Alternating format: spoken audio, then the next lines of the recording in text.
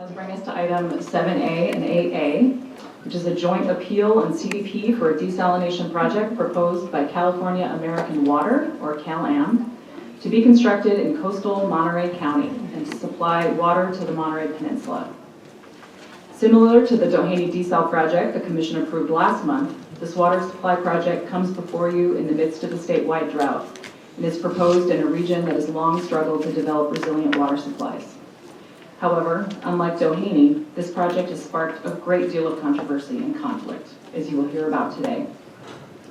This project has traveled a long and circuitous path to come before you today. CalAM first introduced a version of the proposed project in 2013 in response to an order from the State Water Board to reduce pumping from the Carmel River by almost 70%. Since 2013, the project has been reduced in size and coupled with the Pure Water Project, a water recycling and aquifer recovery and storage project that is currently providing water to the region. After initial hearing in 2019, where the Commission requested additional information, this project was scheduled for hearing again in 2020.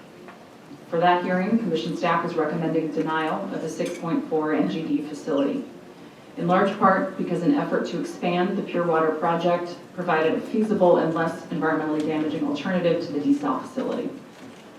The project also raised significant environmental justice concerns. Prior to the hearing, CalAM withdrew its application. Since 2020, several things have changed. The Pure Water Expansion Project is moving forward with a decision from the CPUC authorizing the project expected soon. In addition, California's drought has worsened, with the last 3 years being the driest in California's history. Updated supply and demand estimates for the peninsula indicate that the Pure Water Expansion Project is not likely to be sufficient to meet demand in the longer term, and that new supplies like the proposed desalination project will be needed at some point within the 25-year planning horizon to meet estimated demand. As you will hear today, this conclusion is in dispute, with different entities presenting different supply and demand estimates that reflect different assumptions about the future. Staff considered all of these estimates and ultimately decided that a middle-of-the-road approach for estimating supply and demand, similar to the California Public Advocate estimate, provided a reasonable basis for evaluating the need for the project. Ultimately, the CPUC will weigh in on whether additional supplies are needed, and we structured the recommended authorization to ensure that CalAM would not be issued a permit until it receives CPUC and other state authorizations. From staff's perspective, taking a conservative approach to estimating available supply and diversifying water supply options will promote an adaptive and resilient water supply for the peninsula. One thing that has not changed are the concerns about the project impacts on environmental justice communities, both within the City of Marina and among low-income ratepayers. Since 2020, and especially in the last 5 to 6 months, staff has spent a lot of time meeting with people from these communities. We did our best to listen, to accurately portray the impacts and their concerns in the staff report, and to push CalAM to address these impacts. However, as you will hear today, the simple fact the project is sited within a community that doesn't want it and won't benefit from it means that these impacts cannot be fully eliminated. With that, I will turn it over to Senior Environmental Scientist Tom Lester, the Commission's lead on desalination. Thank you, and good morning, Chair Brown-Z and Commissioners.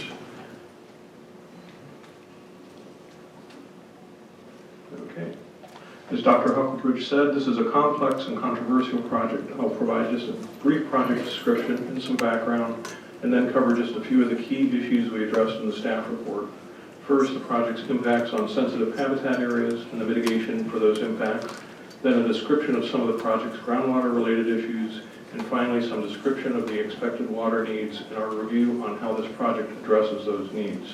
After that, Milwaukee Schwartz will brief you on the tribal consultation conducted, and Sumi Selvaraj will discuss the substantial environmental justice issues the project raises. Next slide, please. Let's start with a brief description. Project components would stretch along several miles of coastal Monterey County. The project includes a well field located near the shoreline of Monterey Bay and a pipeline to deliver extracted water from the well field to the Desal facility, which would be located a couple of miles inland and outside of the coastal zone adjacent to an existing wastewater treatment facility. From the Desal facility, Cal-Am would construct pipelines to the south to tie into water storage systems and to deliver water to its customers in the Monterey Peninsula area. Cal-Am would also install an additional water delivery pipeline going north to the community of Castroville. The Desal facility's effluent would be discharged through the wastewater treatment facility's existing ocean outfall that would need to be modified in order to accommodate Cal-Am's discharge. I should note that Cal-Am made an important recent change to its proposed project in that it now proposes to construct an initially smaller first phase of the project that would produce less water than previously proposed, about 4.8 million gallons per day instead of the previous 6.4 million gallons per day, and would also have a somewhat smaller development footprint. I'll describe some of the effects of this change later in the presentation. The project would serve as part of the area's coordinated set of water production, storage, and delivery systems developed and funded over the years by other nearby water districts and by Cal-Am. They include a water recycling facility known as the Pure Water Monterey Project, which you'll hear more about later today, an aquifer storage and recovery system that stores water within the seaside groundwater basin to the south of the proposed Desal facility, and other infrastructure needed to provide water for nearby communities. A key factor in the Monterey area's water issues, and part of the reason this comprehensive system is in place, is that the area is not connected to outside water sources. It depends entirely on its limited local water sources, and it takes a good deal of collaboration and coordination amongst the various entities to get the most use they can out of these supplies. Next slide, please. The project's well field would be located on an approximately 30-acre Cal-Am easement within the about 400 acres CEMEX site on the Monterey Bay shoreline. The well field would include subsurface well casings, pumps, and electrical equipment, along with the initial segment of the pipeline needed to deliver water to the Desal facility further inland. This slide shows the main surface features along with the slant wells, which are shown as brown lines extending seaward, that would be installed to extract water from under the Monterey Bay seafloor. Cal-Am selected this type of well to be consistent with the state's ocean plan requirement that subsurface intakes be used whenever feasible. The ocean plan also emphasizes the use of shared discharges, such as Cal-Am is doing by using the same outfall used by the wastewater treatment facility. This helps reduce impacts to marine life and water quality and avoids or reduces the need for in-water construction. Next slide, please. As I mentioned a bit ago, Cal-Am recently reduced the scale of its project, which included redesigning the well field to reduce impacts to sensitive habitat areas known as ESHA, which cover essentially the entire well field area. As shown in this slide, Cal-Am would now just build the northernmost 2 well pads instead of 5, which also allows it to decrease the size of the well field service road. The overall direct impacts of this revised footprint within ESHA would be about 2 acres. Cal-Am also identified several locations within the CEMEX site and along other project pipeline segments where it now plans to locate pipelines within a developed road or right-of-way instead of in nearby ESHA. Cal-Am has also determined it will be able to tunnel under several areas rather than trench through them. These changes will also result in reduced ESHA impacts from the project. Next slide. That said, nearly all the project components in the coastal zone would still be built either in or adjacent to ESHA. Essentially, the entire well field site is ESHA, and most of the project pipeline segments are in or adjacent to ESHA. The affected habitats are mostly different types of coastal dune ecological communities that support several endangered or threatened species, including the western snowy plover, Smith's blue butterfly, and a number of plant species. Even with the recent project changes to reduce its overall footprint, it's expected to overall adversely affect about 24 acres of these sensitive habitat areas. This is a substantial amount of ESHA effects, and the staff report includes several recommended special conditions to mitigate those impacts. Along with impact minimization measures for construction activities, they include a comprehensive impact assessment and mitigation requirements, and are meant in part to ensure the project causes no net loss of coastal dune habitat. The conditions require pre-construction surveys and subsequent implementation of a comprehensive mitigation plan that includes specific performance standards and mitigation ratios for different types of impacts, identify specific mitigation sites that meet various criteria, and follow through with ongoing monitoring and remedial measures if needed. If for some reason some of the on-the-ground mitigation is infeasible, the conditions include a requirement for CalAm to pay an in lieu fee of at least $250,000 for each acre of needed mitigation it is unable to implement, and the funds would be directed towards specific dune restoration projects along this part of the Central Coast. Next slide, please. Despite this comprehensive mitigation requirement, the project's presence in ESHA results in it being inconsistent with Coastal Act and LCP provisions that largely limit development within ESHA to uses that depend on those habitat resources.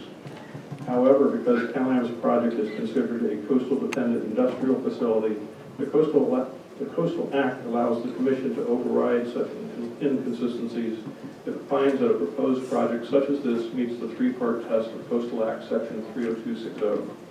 First, that there are no feasible or less environmentally damaging alternatives to the project. Second, that denying the project would adversely affect the public welfare. And third, that the project is mitigated to the maximum extent feasible. We're happy to provide more detail later about these tests, but in sum, staff has recommended you find the project meets these tests and can be approved despite its inconsistency with relevant ESHA policies. Next slide, please. Another of the project's more substantial set of concerns involves complex groundwater issues. CalAm's slant wells are designed to primarily extract seawater from beneath Monterey Bay, but they would also pull some percentage of water from nearby aquifers. The aquifer systems in this area are complicated. The main one, the Salinas Valley Groundwater Basin, shown here in the upper left, underpins much of the Salinas Valley's large areas of agricultural production and is managed in part pursuant to requirements of the state's Groundwater Management Act to ensure use of groundwater from the basin is sustainable. The basin includes several aquifers shown in a partial cross-section on the lower left that are stacked on top of each other and partially connected so that effects in one aquifer may show up as effects in another. The basin is also subject to seawater intrusion, which, as shown on the right, has reached several miles inland in some areas. Groundwater elevations in the basin aquifers also vary quite a bit seasonally due to agricultural pumping, rainfall, and other factors, with these changing elevations helping to determine how effects in one part of an aquifer might transfer to another area and help determine whether freshwater from inland moves seaward or seaward moves further inland. As part of its SEQA review, CalAm conducted extensive monitoring and modeling to help identify the potential effects its pumping would have on the basin's other users. This review concluded that along with extracting primarily seawater from beneath the bay, CalAm would also extract a portion of brackish or freshwater from within the basin's aquifers. To address this loss of groundwater from the basin, CalAm will provide a like volume of water to the nearby community of Castroville, an issue that you'll hear about soon in our presentation on environmental justice issues. Other parties, notably the City of Marina and the Marina Coast Water District, have raised concerns that CalAm's pumping could adversely affect the aquifers that provide the city's water supply. However, neither the SEQA review nor the review done by the Commission's independent hydrogeologists concluded that this would be the case. CalAm's recently proposed reduced project is likely to further reduce the potential for harm to groundwater supplies. Nonetheless, given the uncertainty in groundwater monitoring and modeling, and in the interest of taking a precautionary approach, staff is recommending several comprehensive groundwater monitoring measures that are meant to provide an early warning system of any potential impacts to other users in the basin. CalAm would prepare a proposed monitoring and modeling plan that will be reviewed by an independent third-party reviewer in consultation with the Water District, and that then will be presented to the Commission to determine whether implementing the proposed plan will prevent the depletion of groundwater supplies as required by the Coastal Act. The recommended Special Condition 1 would also require that CalAm provide a final resolution or substantial evidence regarding the court decision and water board review regarding CalAm's ability to extract groundwater from the site. There we go. Thank you. I should note, too, that we're taking a similar approach to protect nearby wetlands that could be affected by CalAm's groundwater pumping. There are a number of wetlands and vernal ponds that are within the zone of groundwater drawdown from CalAm's pumping, and there are competing studies as to whether these wetlands depend on the underlying aquifers or whether they are supported by surface water and precipitation. As with the potential groundwater effects I just mentioned, we expect that CalAM's recently proposed reduction in pumping will reduce the potential for any adverse effects to these wetlands and vernal ponds. Nevertheless, we're recommending in another special condition that CalAM conduct extensive monitoring to detect potential impacts to these areas and that it take immediate remedial action should any impacts occur. Next slide, please. Key issue in our review, and one of the toughest ones to address, is whether water from CalAM's project is needed or whether there are feasible and less damaging alternatives that would provide for any expected water needs. Projecting future water demand and supplies is a standard part of the planning process for water districts and other water purveyors such as CalAM. It is technical in part, but it also requires that water planners develop supportable assumptions and projections about expected conditions and future water needs for the next 20 to 30 years. How much water will people use?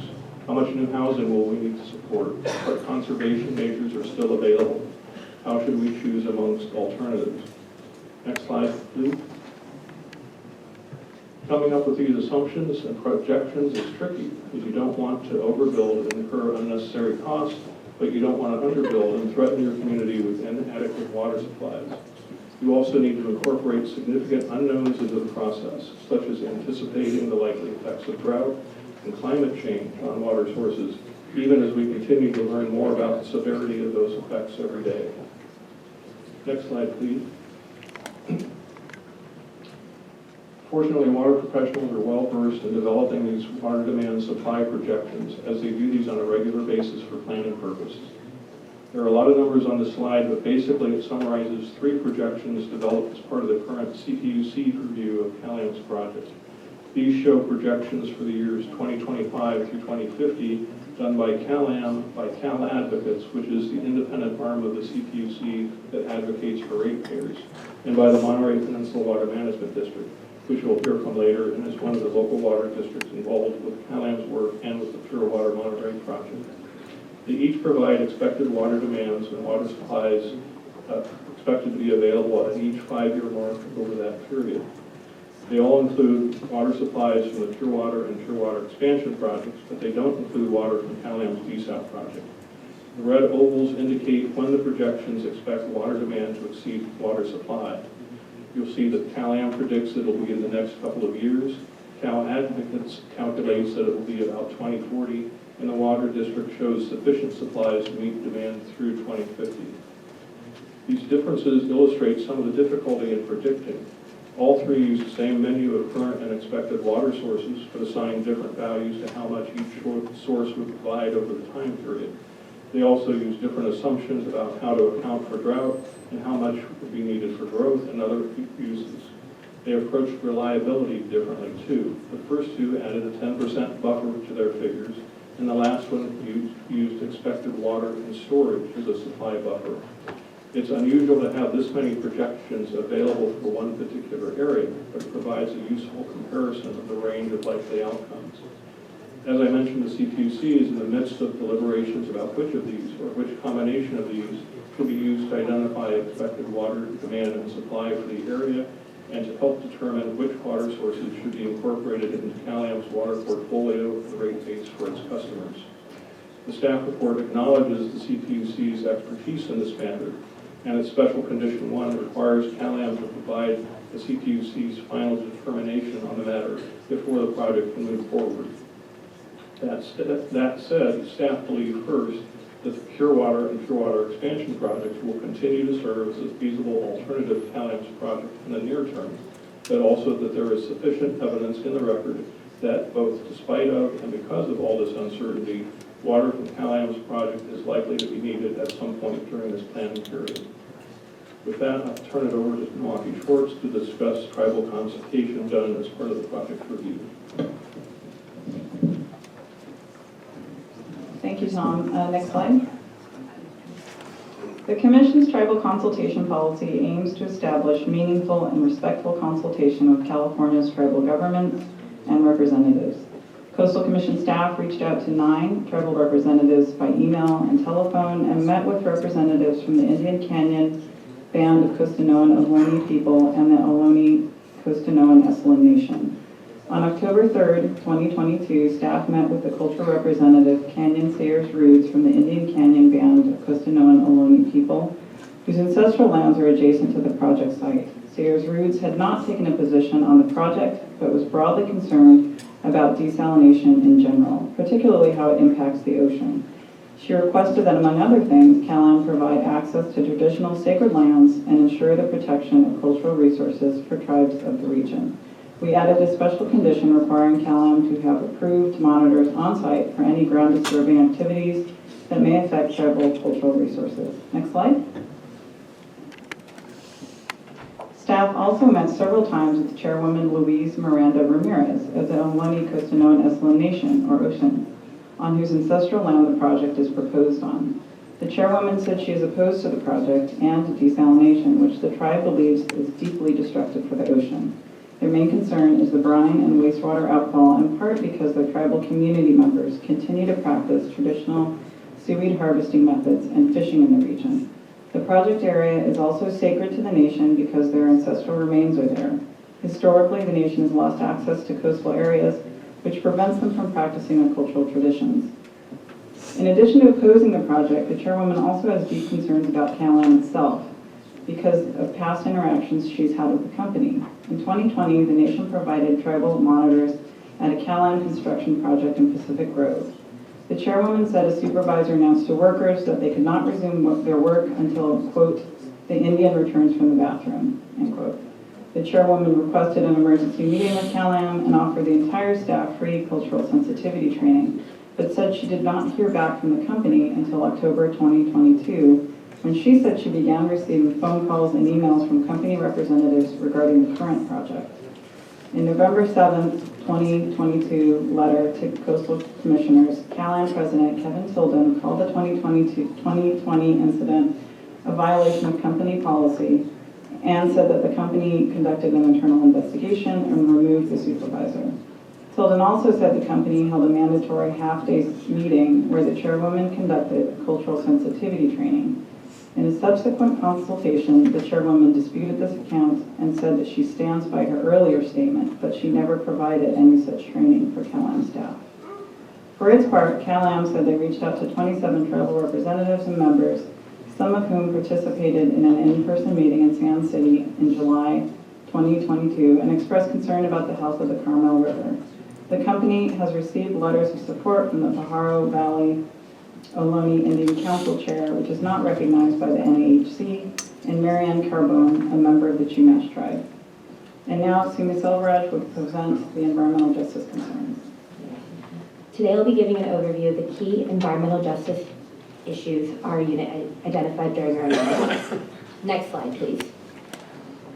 Environmental justice means the fair treatment and meaningful involvement of people of all races, cultures, incomes, and national origins. When acting on a permit, the Commission may consider environmental justice.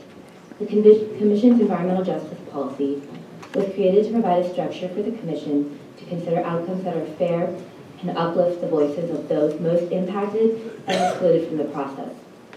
This project raises some of the most significant environmental justice issues this Commission has had to consider since adoption of our environmental justice policy. Next slide. Our team analyzed publicly available data to identify affected communities near the project location and within CalAm's service territory, which is shown in purple on this map.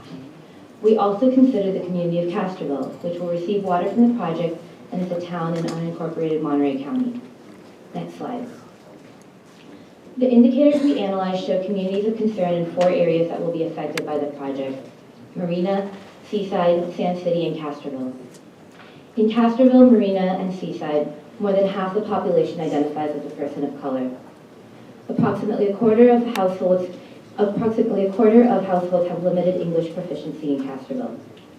Although all the jurisdictions in CalAm's service area have individuals who are experiencing poverty, these 4 areas have a much higher proportion of their population living under the poverty threshold. On top of that, this map on this slide shows several housing burden communities, where low-income households are paying more than 50% of their household income towards housing and utilities. These households would be even more burdened with an increase in utility rates. We also reached out to members of these affected communities to hear directly from them about their concerns and experiences. Our analysis of environmental justice concerns identified both procedural and substantive concerns for the Commission to consider today. Next slide, please. Following CalAM's withdrawal in September 2020, company officials publicly said they recognized there were environmental justice issues and wanted to engage with the community of Marina and low-income ratepayers. CalAM executives held several meetings with Marina City officials but were unable to agree on any community benefits or secure support. In mid-July 2022, they met with staff to discuss renewed outreach to communities affected by the project. CalAM submitted a detailed outreach and engagement plan and began conducting community meetings in August 2022, 3 months before the Commission's scheduled hearing today. However, many people expressed frustration about CalAM's recent engagement efforts, with some describing them as performative and a venue to simply promote the project. In some cases, meetings were advertised with such a short window of time that community members struggled to attend or had difficulty finding location, and in at least one case, the wrong time was posted. In response to these concerns, Commission staff agreed to additional approaches to encourage greater involvement from members of the public, including creating a frequently asked questions handout about the project in English and Spanish, providing an infographic about the Commission and how to participate in public meetings that the community could share, and regularly engaging with Marina officials to provide guidance and enable community members testifying from Marina City Hall today. CalAM has agreed to provide Spanish interpretation and translation services. Next slide. During our outreach, we also heard several substantive concerns. The project will provide discounted water to Castroville, an affected community on the brink of collapse, according to the manager of the local water district. The community's water supply from the underlying Salinas Valley groundwater basin has been diminished due to several decades of agricultural overpumping, resulting in increased levels of seawater intrusion. Community leaders expressed the need for safe, reliable, and affordable drinking water for their community. While the company would provide the water at a very low rate to Castroville, this discount may result in higher rates for CalAM ratepayers. Next slide. Another substantive concern staff analyzed was the cost of water and the disproportionate impact this would have on low-income ratepayers. According to CalAM estimates, water from the project is expected to increase by rates from $47 to $50 per month. This change may depend on what the CPUC determines when it approves rate increases. Nevertheless, a substantial raise in water rates for low-income ratepayers throughout the service area could eventually push them out of their moderately priced coastal communities. CalAM offers several rate assistance programs for low-income ratepayers, but we found that many of the programs have eligibility requirements that make it challenging to access. The programs do not reach all low-income customers, and as seen on this slide, the eligibility criteria for its customer assistance program excludes many housing burden individuals. Additionally, people renting in multifamily residences currently do not qualify for CalAM's customer assistance program. Next slide. In response, CalAM made several changes to the project description. They agreed to submit to the CPUC at least one of 7 different proposals with the goal of eventually offsetting the cost of the project on low-income ratepayers. These proposals range from increasing the customer assistance program discount from 30% to 50%, to expanding existing assistance to programs to multifamily residences. CalAM will add $500,000 to the United Way Hardship Fund, providing free installation of low-flow fixtures. However, it is unclear if these measures will fully address impacts to low-income ratepayers. We do not know if or when the CPUC will approve any of CalAM's low-income rate relief proposals. Without updated cost and rate increase estimates, it is unclear if the additional fund, $500,000 to the United Way Fund over the course of the project, will be enough to assist ratepayers in crisis. In response to staff concerns, CalAM agreed to a $10 cap on any cost increases for low-income ratepayers in its customer assistance program. That will start when the project water deliveries begin, but it will sunset after 5 years regardless of the status or outcome of the CPUC process. Special Condition 16 requires annual reporting on implementation of all of these rate relief measures. Next slide.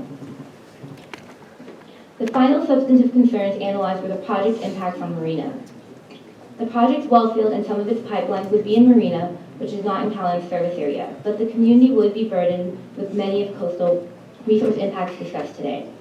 Marina is already disproportionately affected by other industrial uses, including a regional landfill, a regional composting facility, regional sewage plant, a municipal airport, a contaminated site listed on the U.S. EPA's national priorities list, and the former CEMEX sand mining facility, which has ceased operations and is now the location of the project's plant wells. There are also concerns that the project would not have full access to the former CEMEX site. Although Marina has about 4 miles of shoreline, it only has 2 points of public access along that stretch of coast. Community members are disappointed that the entirety of the CEMEX site will not be restored and fully available for public access upon closure of the plant, because a portion of the site will instead be converted to another industrial use. The city and Marina Coast Water District, which provides water to city residents, are also deeply concerned that the project would adversely affect the groundwater aquifers that the district relies on. Next slide. Based on input from their community workshops, CalAM modified the project description to address groundwater concerns. As Tom described earlier, CalAM scaled back and proposed to phase the project. In addition, staff is recommending a special condition requiring CalAM to develop a groundwater monitoring plan to provide an early warning system with the overall intent of avoiding impacts to the city's water supply. CalAM also proposed a package of benefits to the City of Marina, including a property tax revenues, habitat mitigation at the CEMEX site, and $1 million for any public access or amenity enhancements in the City of Marina. Special Condition 17 requires CalAM to submit a public access and amenities plan, requiring CalAM to identify benefits with community input and outline several measures to increase accountability and transparency in implementation of the plan. For its part, Marina declined to discuss these benefits with CalAM and largely rejected them.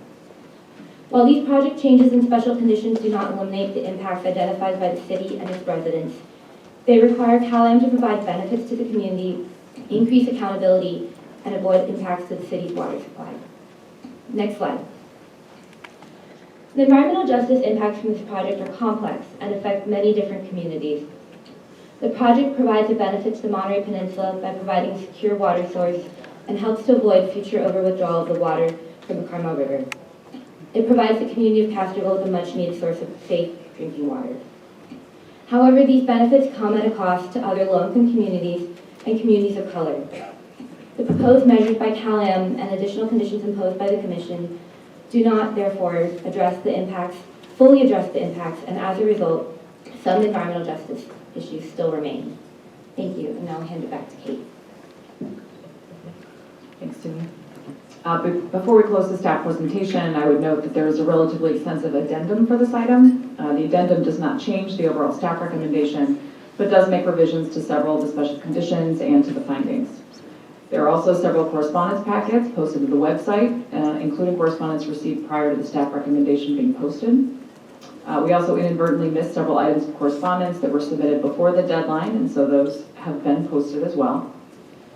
We did receive several items of additional correspondence after last Friday's deadline for posting, including additional letters from the City of Marina and the Marina Coast Water District in opposition to the proposed project that provide additional detail on the issues raised in their earlier letters that are included in the published correspondence.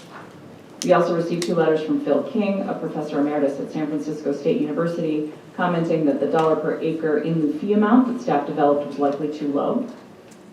And finally, we received a letter from the National Marine Fisheries Service in support of the proposed project as a means to establish a diverse and sustainable water supply that reduces impact to the Carmel River. All other correspondence received since last Friday raised issues similar to those raised in the published correspondence. And with that, we'll close the staff presentation. We're going to move to ex partes. 3 are included in the file. Thursday I had a discussion with Phil King, Dr. Phil King, which was mentioned by the staff. This was on Thursday, November 10th from 9:30 a.m. to 9:50 a.m.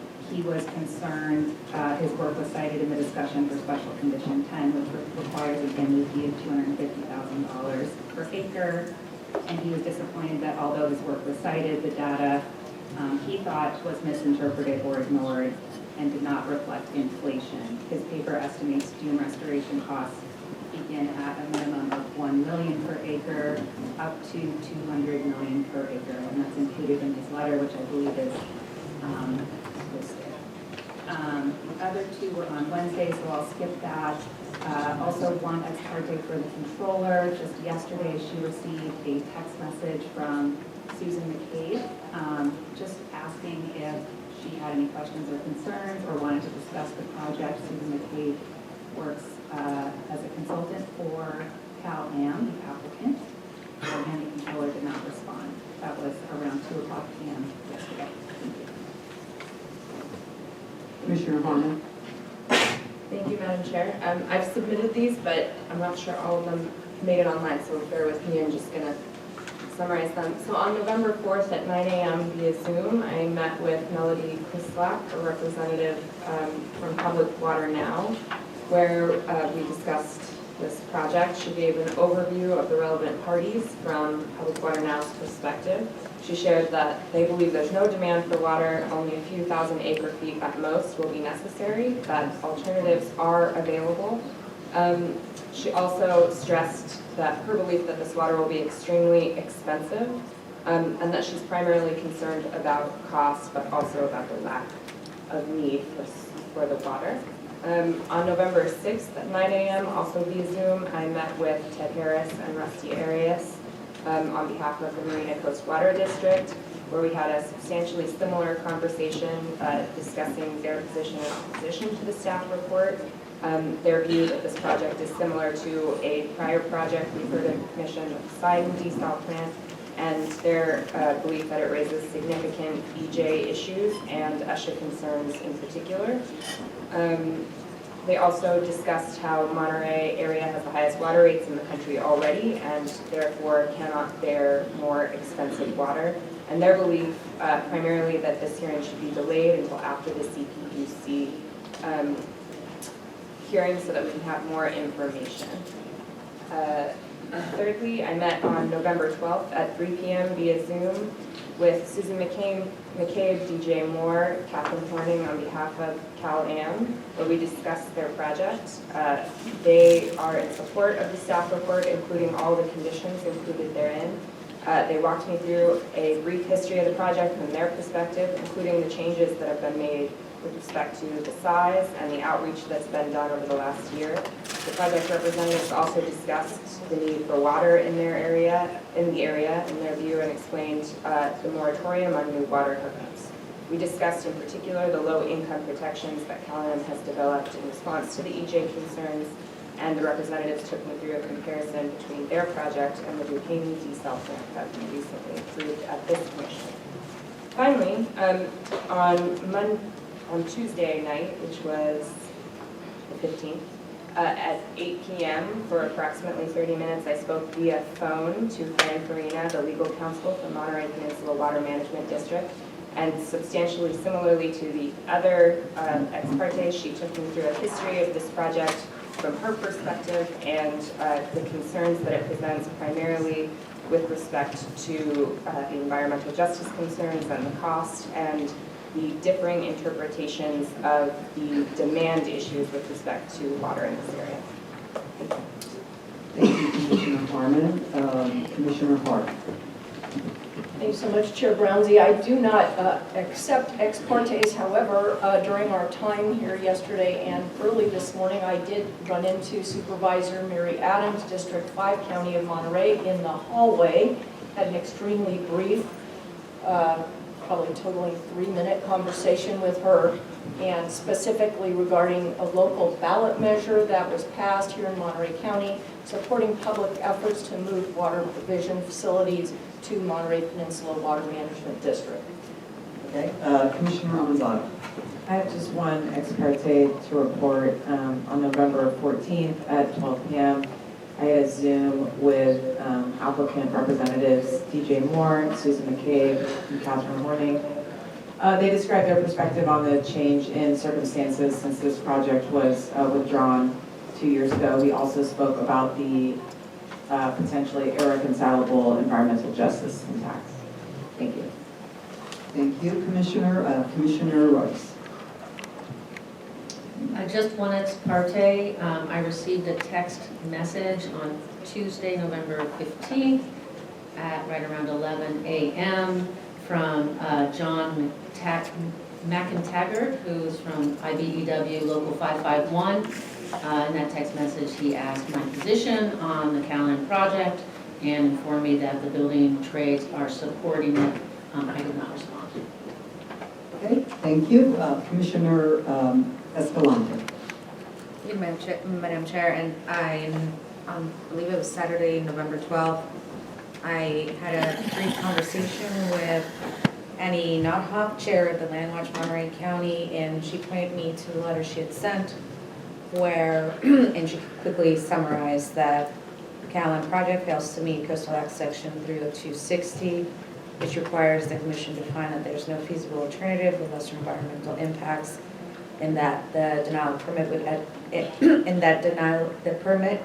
denying the permit would adversely, in that denial of the permit would adversely affect public welfare. Also, Callan project also fails to meet the Coastal Act Section 30013, which requires the Commission to take environmental justice impacts into account. That's the summary of our ex parte. Thank you. Thank you, Commissioner Wilson. Like Commissioner Hart, I don't take ex partes except within the North Coast region. However, yesterday I did take a flight, and on that flight was Supervisor Lindy Askew-Root. It seems like I'm in her seat, just from all the goodies that are here. Although nothing specific was talked about, we did commiserate on the complexity of this issue. No, I don't accept ex partes, but I did receive in the mail a briefing book from the McCabe Company. See, I did have an ex parte with the applicant, Cal-Am, which is on file. I also had an ex parte on November 14th at about 12:10 p.m. with Melody Crislock, Managing Director of Public Water Now, with a goal, and that ex parte was substantially similar to the one conveyed by Commissioner Harmon. In addition, she was in opposition to the project. She stated that there was no market for water at the current price as contemplated, and felt that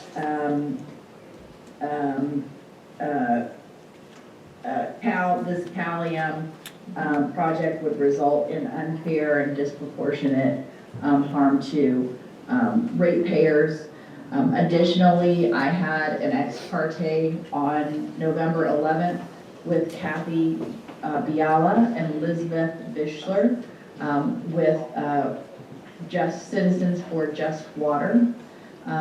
They both opposed the project and stated that initially the project looked like Doheny, but when the EIR came up, it was definitely different, and they were concerned about extraction from the underground aquifers. They also were in opposition to the general issue around the $1 million for the beach access, which was not sufficient in terms of the environmental justice impacts, and similar to others that were conveyed. The other ex parte I had was on November 11th with Ted Harris with California Strategies. He is retained by Marina Coast Water District and supporting the City of Marina. That ex parte was substantially similar to the one made by Commissioner Harmon, with the addition of specific environmental impacts that he outlined, and stated that the water was at this time, based on projections, not needed. In addition, I had an ex parte on November 14th at 12:37 with Lane Long, the city manager of Marina, and Mayor Bruce Delgado. They were in opposition to the project. They stated that desal was not needed. They also said that they were concerned about contamination with the water aquifer.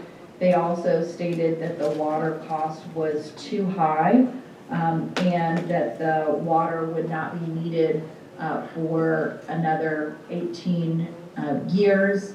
They were also concerned about current litigation and the resolution of current litigation on whether Cal-Am actually had the right to access the water in the way in which the permit was contemplating. And they were also concerned with seawater inundation, and they believed that the pure water alternative was the better alternative, and that this project generally was not needed. They also talked about how much they had already spent in terms of battling and fighting this project, and that the $1 million was insufficient compensation for where they are at this time. Thank you. Thank you, Commissioner. I have 6 ex partes. By Zoom, I met on November 10th from 1 to 2 with Cal-Am. Attending the meeting was Ann Blenker, Susan McCabe, DJ Moore, their outside counsel, Kevin Tilden, who's president, and Kathy Horning, who's their counsel. They stated that they supported the staff report, that they support the coastal override findings in the staff report, and I think others have discussed the elements of their support, and believe that there is a moratorium on all new development, and the additional water from desal will protect the seawater, groundwater basin. On November 10th from 2 to 2:30 by Zoom, I met with Kathy Biala and with Elizabeth Vischer, who is they were both with Citizens for Just Water, and Kathy is also the Mayor Pro Tem of Marina. They discussed their opposition to the project. They have concerns about the slant wells, the extraction pumps, water going to a wealthy peninsula, the seawater extraction pumps. They are very concerned about the impacts and object to the industrialization of this site. The $1 million for public access is insufficient, and it's very difficult for their community organization to follow all of the conditions.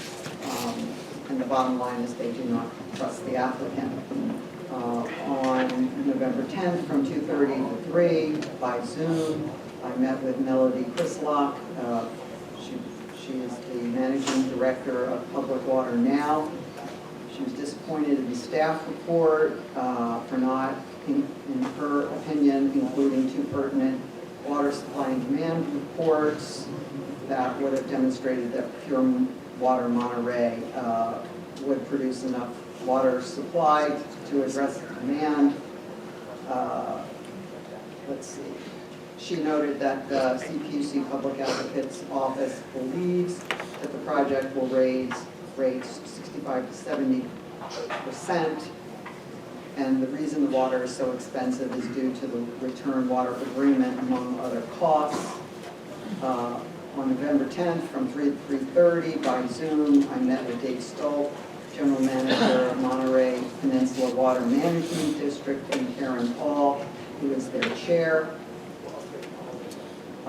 They explained background on their agency, and then also believe that the water demand and supply reports relied upon by the staff were not accurate. And let's see. Okay, November 10th at 3:30 to 4, I met with Ted Harris and Rusty Arrayas, representing the Marina Community Water District. They believe that the useful life of the project is covered by the water supply of Pure Water Monterey, recycled water, therefore this is a much less expensive option. They raised numerous concerns and said the project is driven by economics, not water, and that it is strongly supported by the tourism and development industries that are opposed by the community. On November 10th from 4 to 4:30, I met with Lane Long and Mayor Bruce Delgado from the City of Marina. Essentially, they raised the concerns that Commissioner Turnbull Sanders articulated in her report. So with that, we're done with the ex partes, I believe. So let's move to, I'm going to open the public hearing and request that the applicant approach. Good morning, Chair Brownsy and the Commissioners. My name is Kevin Tilden. I'm the President of California American Water. I've personally been working on water supply issues in Monterey for more than a decade. Go to the next slide. This is a critical situation and is complicated. The peninsula is facing extreme water constraints. We're in a region not connected to the State Water Project, and our only solution is local supply. With the cutbacks to the Carbon River imposed by the State Water Resources Control Board, seawater intrusion in the Salinas Valley Basin, and projected intrusion into the Seaside Basin, there are not many options to address these extreme constraints. We need a solution, and for years we've worked with regional stakeholders and agencies to find an alternative supply. Our team, along with many members of the community, are vets in solving the problem right away, and we know we're not alone. There have been numerous proposals over the last 25 years, including several dam proposals, various versions of desalination. But every time one of the proposals gains traction, another good idea comes along and changes the direction and stalls the process. But don't get me wrong, we're all open to good ideas and smart questions from the community, the PUC and the State Water Board, and this commission. They're all important. That's why we're not proposing ocean intakes. That's why we support recycled water and the Pure Water Monterey expansion. And that's why the Desal project went through years of independent review and expert study. We've used the best science and engineering available. We thoroughly vetted everything and answered every objection we heard. And we took what we heard and we made changes to the project to make it better. We worked with our partner agencies to develop a multi-pronged water supply solution that is diverse, reliable, and drought-proof. The reduced size project before you today is needed to meet demand, both in droughts like we're now and into the future. The PUC and the State Water Board have both recognized that desal is needed to meet projected demand. The region, with our affordable housing and economic needs, cannot afford to wait another 25 years for a solution. We worked hard during the recommendation of the Commission staff, and we hope to earn your support today. I'd like to now introduce DJ Moore, our outside counsel, to take you through the project details. Thank you very much for your time.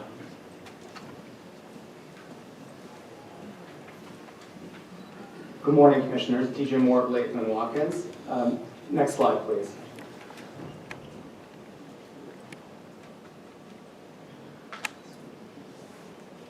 I'm now going to show you why the proposed project is the only option to meet this region's water supply needs. Next slide, please. Importantly, this is not the same project that was set to come to the Commission in 2020. As Kevin mentioned, CalAm is now supporting the Pure Water Monterey expansion as another publicly owned component of its supply portfolio and has spent millions of dollars to move that project forward. CalAm has requested the PUC's approval of a water purchase agreement for the expansion's water, and we're hoping it's going to be approved in the next few weeks. CalAm also updated its supply and demand forecast based on the most recent information and confirmed that desal is still needed, both to meet drought shortfalls when water for the expansion may be limited, and to lift the State Water Board's moratorium on service connections so that there is a reasonable supply for new housing and affordable housing to meet regional housing needs assessment goals. Next slide. CalAm also has conducted substantial community outreach during the more than 10 years that this project has been in the public process. Following the previously scheduled Coastal Commission meeting in 2020, CalAm met with Marina officials in late 2020 and early 21 to try and resolve concerns. Numerous offers were made, including owning some of the source water wells and receiving source water or potable water from the project. Those offers were rejected. In mid-2022, when Commission staff was nearing a determination on the completeness of CalAm's CDP application, CalAm initiated additional community outreach in July and conducted over 24 local workshops and community meetings in the affected area, including in Marina, Seaside, Sand City, and Salinas. During this period, CalAm also attempted to reopen discussions with Marina officials about potential solutions and benefits, but they were not interested. Working with TMD Creative, the agency that helped the County of Monterey reach out to low-income populations and disadvantaged communities in its COVID-19 vaccine outreach, CalAm provided notice of its local workshops and meetings in multiple ways and languages in order to reach the broader community. We heard the concerns about rates, about groundwater, ESHA, public access, and project size. And consistent with the Commission's environmental justice policies, we took that input and we made meaningful changes. Next slide. Notably, we reduced the project by 25% to 4.8 million gallons per day. By reducing the project and its footprint, coastal resource impacts are reduced, including ESHA impacts. The reduced project will take in less source water, thereby further minimizing any potential groundwater or vernal pond impacts. We've also proposed several project enhancements, including a substantial enhancement of low-income assistance programs with the goal of fully offsetting any rate increase from desalination for our low-income customers. CalAm has also proposed $1 million to fund additional coastal access improvements in Marina, and Special Condition 17 ensures there will be a public process so that that money gets spent how the community wants it to be spent. Next slide, please. Finally, the project substantially expands the regional groundwater monitoring program to provide an early warning system to ensure no impacts to other wells. You're going to hear today from project opponents that the project is too expensive, that it causes harm, and that it isn't needed. I'm going to walk you through the facts of those issues. The project ensures affordability for low-income ratepayers in CalAm service territory consistent with the Commission's environmental justice principles. While the CPUC and the Commission's independent hydrogeologists have concluded no adverse groundwater impacts, robust special conditions ensure that the basin is protected. And third, any reasonable demand analysis shows that Desal is needed. Next slide. As CalAm is a regulated investor-owned utility, only the PUC can approve rate increases, customer discounts, or low-income programs.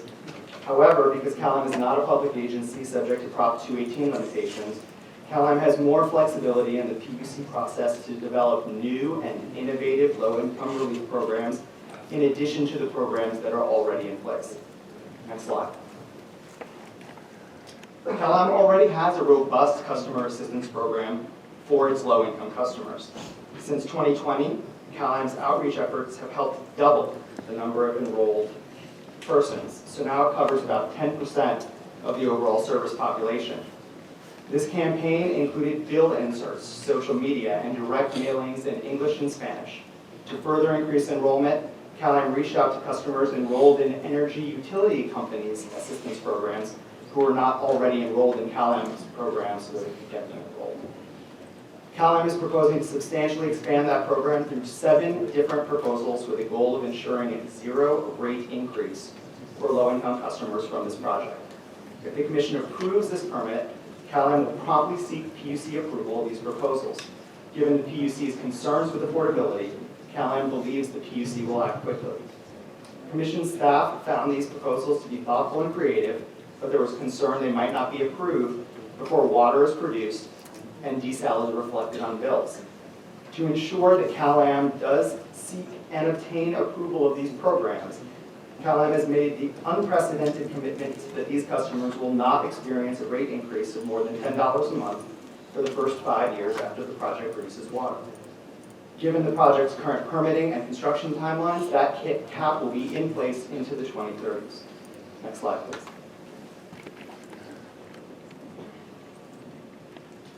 Currently, CalAm's cap program provides a 30% discount. CalAm is proposing to increase it to 50%. We understand it would be the most generous low-income discount provided by any utility in the state. The other programs CalAm has proposed run the gamut, from expanding a pilot program CalAm is already working on in San Diego to reach multifamily residents behind the meter, to even a bill credit that would offset desalination costs on the bill. We would be happy to answer any questions the commissioners may have about any of these proposals, but the important thing to understand is that CalAM's goal is to have the CPUC approve robust programs to keep rate increases from Desal to zero for its customers. Outside of the PUC process, CalAM has agreed to install low-flow fixtures in the homes of enrolled low-income customers for free to help keep water bills low, and is going to provide substantial additional funding to the United Way to further help customers having a hard time paying their water bills. Through the program, the United Way will pay off past due water bills. We know that every dollar matters, and with these changes, the peninsula will be able to have water safety, security, and certainty. Next slide, please. It's also important to understand the benefits this project provides, including those received in response to the input that we received through our outreach. Next slide.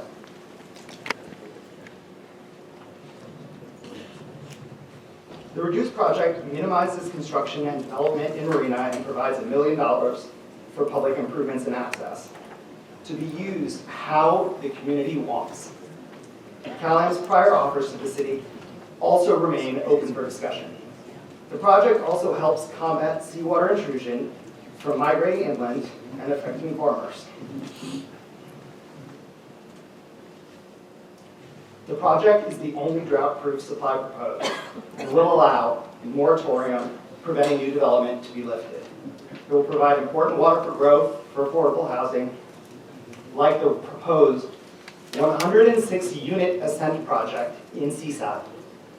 Finally, the project provides the severely disadvantaged community of Castroville with an urgently needed new supply at reduced rates so that the community will no longer rely on seawater and treated wells.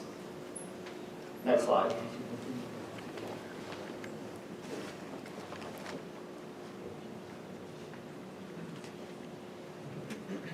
The revised project also ensures consistency with applicable Coastal Act policies as determined in the staff report. Next slide. The slant walls are proposed in a disturbed area of the CEMEX site, which has been subject to decades of industrial sand mining. Marina Coast and others supported this geographic area for intake wells as part of the regional desalination project. And the PUC confirmed that the CEMEX site is the optimal site based on geology, allowing slant well technology, close proximity to the existing MPWSP outfall, and groundwater analysis that confirmed no impacts to Marina Coast wells. Other sites in the region were rejected as more environmentally harmful. Next slide, please. The revised project has reduced its well pad footprint at CEMEX. It is now only 0.17 acres of permanent fenced area on the 400-acre CEMEX site. This is the only above-grade development in the city of Marina. The desal facility itself is located 2 miles away in the county. Next slide, please. And the well pads will be blocked from public view by surrounding dune formations. The largest fenced area is about 3,000 square feet. They've been designed to be incorporated into the overall landscape so they don't stand out. The wells will not impede future beach access in this area. In addition, as the staff report confirms, our proposed habitat management plan will compensate for the project's reduced ESHA impacts to the maximum extent feasible. Next slide, please. The project benefits the Carmel River and endangered species, including the threatened steelhead, by ensuring excess river pumping will never be needed in the future. The project also benefits the environment by using subsurface slant wells to draw in seawater instead of open ocean intakes that could harm marine life. The slant wells have been designed to meet the stringent requirements of the Coastal Act and the Ocean Plan for desalination. Special Condition 11 requires CalAM to extend the wells further under the ocean to ensure an even greater percentage of ocean water is extracted than what is used in modeling. Recent modeling, following direction from the Commission's independent hydrogeologist, already confirmed that the project will take in about 91 to 99% seawater, which is consistent with the PUC's prior determination. Next slide, please. Independent experts have studied this proposal for years. After over 6 years of fieldwork and modeling, the PUC's consultants found no adverse impact to groundwater supplies. The Commission's independent expert confirmed no impact to municipal supply wells. The project will help reduce seawater intrusion and benefit the groundwater basin. The Salinas Valley Groundwater Sustainability Agency agrees that pumping along the coast helps to combat seawater intrusion. You're likely to hear about other studies that claim different results, but your staff's independent hydrogeologists, and the PUC's experts all disagree. They all found no adverse impact to groundwater. Next slide, please.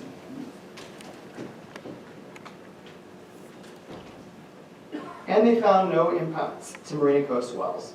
Marina Coast's closest active supply well is more than 3 miles away in a deeper aquifer from where the project draws its water. The PUC imposed a condition requiring CalAm to remedy any harm that could be caused to any wells from Desal, and Special Condition 12 requires development of a detailed groundwater management monitoring plan in consultation with Marina Coast to ensure that there is an early warning system in place so that no harm could possibly occur. Next slide, please. This project will finally allow this region to have water security after almost 30 years. That means meeting existing and future demands. Next slide. As noted in the staff report, the PUC is the regulatory agency whose job it is to determine the need for the project. The PUC determined the project was needed in its approval in 2018, but now the PUC is engaged in a proceeding to update current and future supply and demand, with input from 9 different parties and thousands of pages of expert analysis. The PUC won't reach a determination until some point in 2023, so Special Condition 1 requires the PUC to confirm desal is needed before the project can undertake construction. CalAm's updated projections show a demand in 2050 of over 14,000 acre-feet, which includes conservative projections that account for over 25 years of pent-up housing demand. Next slide, please. Responsible water supply planning means accounting for droughts, which we all know have been getting worse. There's been a drought in every decade in California for a century, with some really bad ones. We're seeing more dry and critically dry years over the past 25 years alone. As has been noted by the Monterey County Water Resources Agency, the concern with Pure Water Monterey expansion is that its supply sources can be substantially affected by drought. That means less recycled water can be produced. We're seeing the effects of drought now. And supplies from the existing aquifer and aquifer storage and recovery system are highly vulnerable to drought. Moreover, it takes 14 years to build up a drought reserve in that system. That's 14 years assuming 0 drought. It is not realistic or reasonable to rely solely on those sources when you look at drought history and the past 2 years when the governor has declared a drought emergency for this region. Any plan assuming no drought for the next 10 to 15 years is risky at best, and it's dangerous at worst. Plus, Governor Newsom's 2020 water resilience portfolio calls for water supplies to withstand at least 6 years of drought. Next slide. You're going to hear multiple different demand numbers thrown out at you today. Some groups have even reduced their demand projections by 2,000 acre-feet in just the past 3 years in an attempt to claim that desal is not needed. But you don't need to necessarily follow our numbers or follow their numbers. That's what the CPUC is going to do. The staff report looked at the demand numbers presented in the PUC proceedings, acknowledged the inherent uncertainty, and reasonably ends up somewhere in the middle. And in the middle, a position reflecting the analysis by the California Public Advocate's Office, demand cannot be met without supply from the desal project. Next slide. Unfortunately, the Pure Water Monterey projects do not meet projected demand under all circumstances. That doesn't mean those projects aren't needed. CalAm supports them and supports recycled water. It's a key part of CalAm's portfolio. But we shouldn't be arguing over 100 acre-feet here or 50 acre-feet there when there are thousands of acre-feet at issue. Drought uncertainty affects both the Pure Water Monterey projects and aquifer storage and recovery, which results in a range of potential supplies shown up there. The high end of the range is based on getting every single drop of 1,300 acre-feet from aquifer storage and recovery every year, as assumed by the Water Management District, when historical averages are less than half that amount. It also assumes the full volume from the expansion, despite the fact that evidence shows its sources can be affected by drought. That's 100% from both of these supplies, 24/7, no breakdowns, no problems, no room for error. That is not responsible planning. If the moratorium on development is lifted and new housing production can commence, then CalAm's estimates show demand soon starts to outpace supply, even the high end of the supply, without Desal by 2030, and the deficit only continues to grow over time. Desal removes all of these uncertainties and ensures that these shortfalls can be avoided in both the short and long term. Next slide, please. CalAm's demand projections do not address another potentially catastrophic issue. The Seaside Basin, where Pure Water Monterey's recycled water is stored, is currently more than half of CalAm's supplies. This critical regional source is at risk of seawater intrusion. The Seaside Basin Water Master is projecting that between 1,000 and 3,600 acre-feet a year may be needed to raise protective water levels in the basin. Desal is the only source that could supply water to meet this need. Next slide. When looking at supply in a constrained region like this, relying too much on one source is risky. It was over-reliance on the Carmel River that created this complicated situation in the first place. Supply done right means planning to include diverse, reliable, and adequate water supplies. Next slide, please. Desal ensures diversification. It also ensures a balance with recycled water that accounts for droughts when recycled water sources can be affected. And under this diverse approach, almost 40% of the peninsula's supply will be publicly owned by M1W. Desal also meets demand projections, complies with the State Water Board cease and desist order, and will end the moratorium on new connections. And Desal is the only remaining option for this region. CalAm has focused on conservation and achieved one of the lowest per capita water use rates in the state, and it has invested in leak detection, replacing old pipes, and minimizing system losses to 4%, which is far below the average water district. Next slide. This project solves a need similar to the Doheny project the Commission approved last month, providing a reliable source for an extremely constrained region with few options. The revised project is now very similar in scope to Doheny with a similar intake and number of wells. Both projects are net zero GHGs, and CalAm received a letter from the Central Coast Community Energy, they're the community choice aggregator in this region, confirming that they have sufficient renewable supplies so that the project will be able to purchase 100% renewable power. CalAm will promptly pursue new programs to completely offset any increase to low-income customer bills from the project. I believe the Doheny project was projected between $2 and $15 with no cap. Additionally, CalAm will implement efficiency improvements and expand the United Way Assistance Program, neither of which require PUC approval. One of the other differences between the two projects, which does affect rates, is facility costs.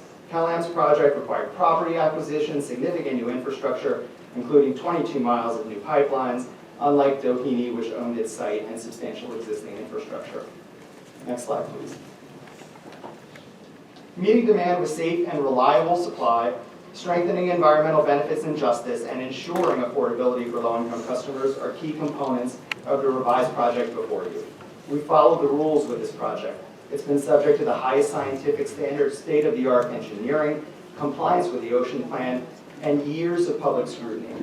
We are proud of the fact that we changed the project along the way to address input.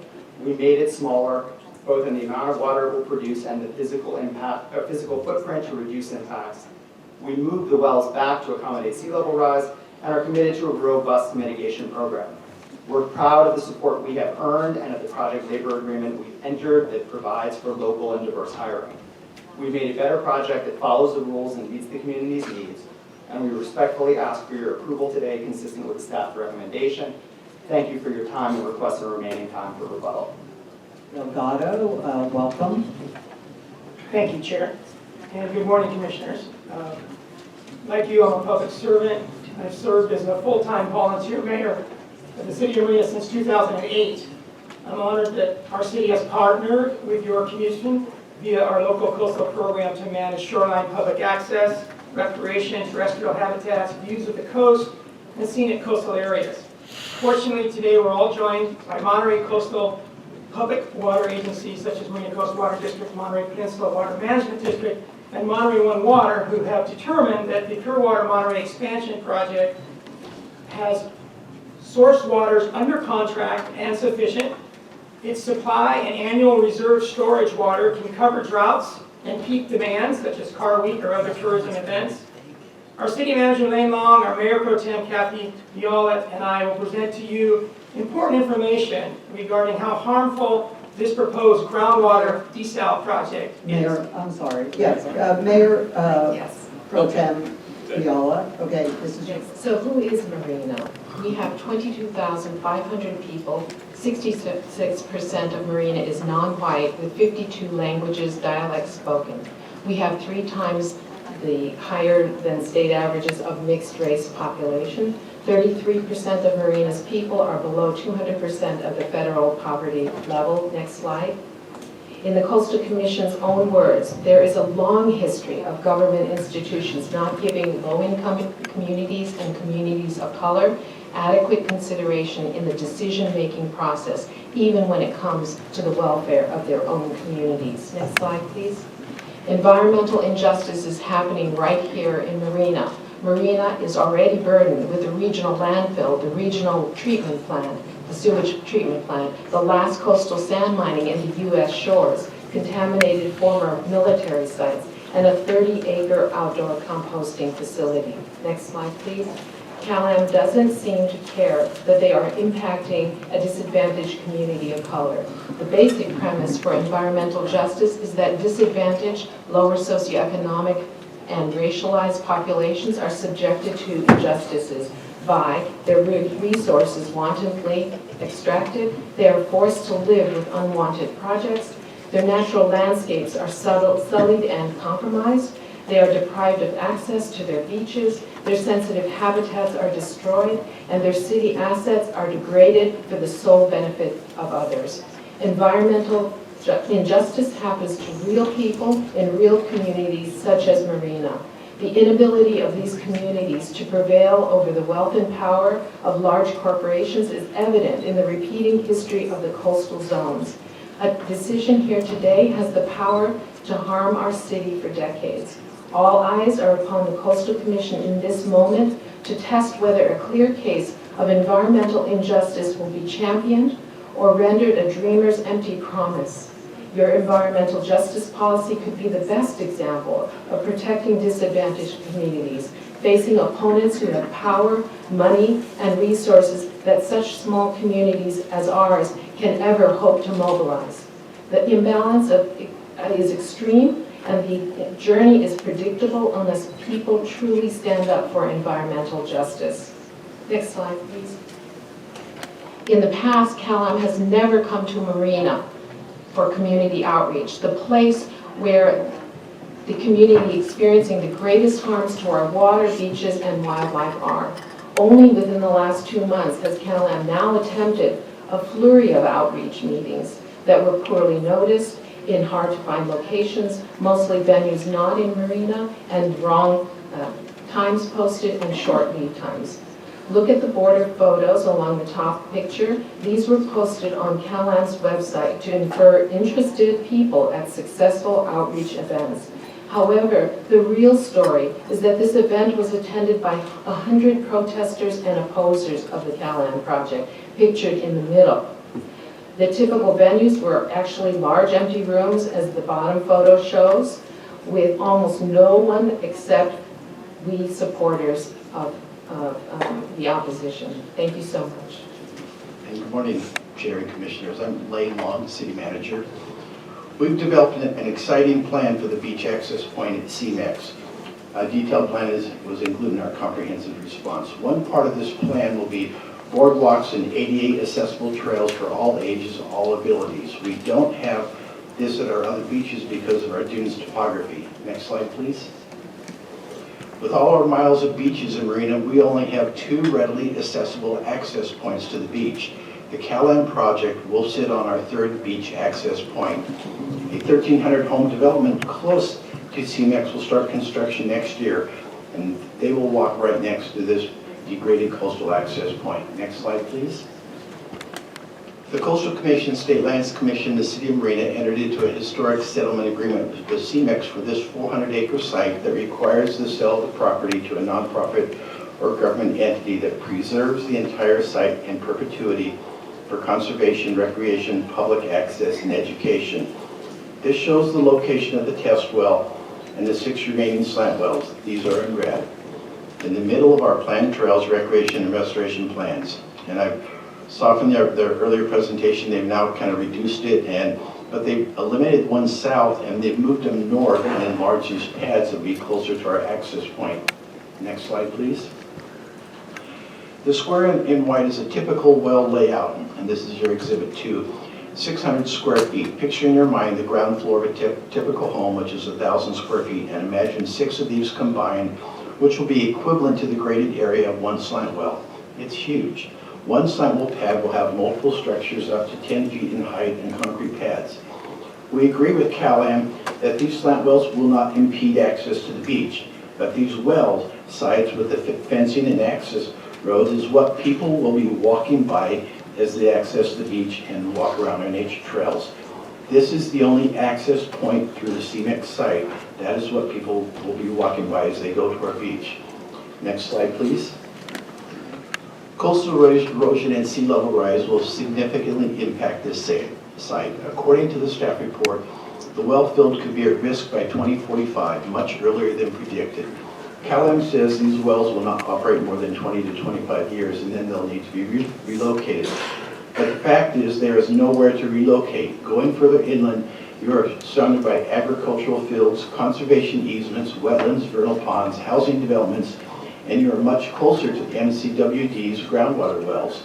Does it make sense to build a desal plant that will last 60 years when you only have wells and water source for 20 to 25 years? Next slide, please. When we address ESHA, the pattern of injustice whereby all harm happens to Marina is apparent. Special condition number 10, described on page 73 to 75 in the staff report, shows the impacts will be in Marina to be mitigated somewhere between the City of Monterey and the Salinas River. There is no land within Marina to restore except the land on which CalAm wants to go. That land is prescribed for restoration by CEMEX, except that they won't do it because why should they when CalAm is proposing to come in with another industrial site? So all we need to restore the ESHA in Marina is for CalAm to stand aside to damage Marina's ESHA and mitigate it somewhere between the City of Monterey and the Salinas River is part of this injustice pattern. The other ESHA is coastal wetland and vernal pool impacts. Those are described on 89 and 90 pages of Special Condition 13. After pumping, if there is harm that draws down the water enough to dry up our wetlands and vernal pools, then the cure is that CalAm will get a permit amendment, they will continue monitoring, and they will provide undescribed compensatory mitigation. Undescribed as far as where it is, what it is, it's somewhere down in the future. But the first thing that would happen is that those vernal pools and wetlands would dry up. And then Special Condition 13 would tell us what that cure is, somewhere down the road, someplace, probably outside Marina, because there are no other vernal pools in Marina except those that are going to be dried up by the overpumping and the drawdown of the groundwater. Oh yeah. There's western snowy plover, and there's up to 13 other threatened and endangered plant and animal species present in this ESHA. That's the next slide. I'm sorry for not telling you that. And this project will not fully be consistent with several Coastal Act and local coastal program policies, which do not allow this type of disturbance and loss of ESHA. Next slide, moving on to the rights. CalAm has no water rights. Everybody agrees for the slant wells. No overlying rights, no appropriative rights, no prescriptive rights to extract groundwater. This is a groundwater extraction desal project. It does not go into the ocean for 83% of the screened slant wells, the current test well and that proposed further inland for the future wells. Rather, it plans to argue without any precedent that saline water is waste that it will salvage, with complete ignorance of the freshwater bodies that sit underneath Marina that the aerial electromagnetivity studies done by Stanford University have imaged for us all to see. The subbasin from which we're going to draw this groundwater, you all probably know, is critically overdrafted, as listed by the Department of Water Resources. Any extraction will almost certainly cause injury to other users and be prohibited. CalAm's project is also barred by the groundwater extraction limit of 500 acre-feet of groundwater per year. But CalAm proposes, next slide, no, same slide. CalAm proposes to extract 17,300, way over the 500 acre limit. There's an absolute prohibition in addition to export groundwater out of the basin. However, this commission is considering overriding all these harms because they do have the authority. And if staff lays out in great detail, as they have in their 150-page staff report this year and 3 years ago in their 2020 and 2019 reports, in great detail the environmental harms and the environmental justice harms of this project. The override provision gives the commissioners the right to accept all these harms if they judge the project is necessary and there are no feasible alternatives, which we would agree to that. But the regional water agencies here today agree they are the local experts. They are the ones responsible to provide a sustainable managed water supply to the businesses and residents of Monterey. And they all agree that the Pure Water Monterey recycling expansion is that feasible alternative through 2050, maybe 2060.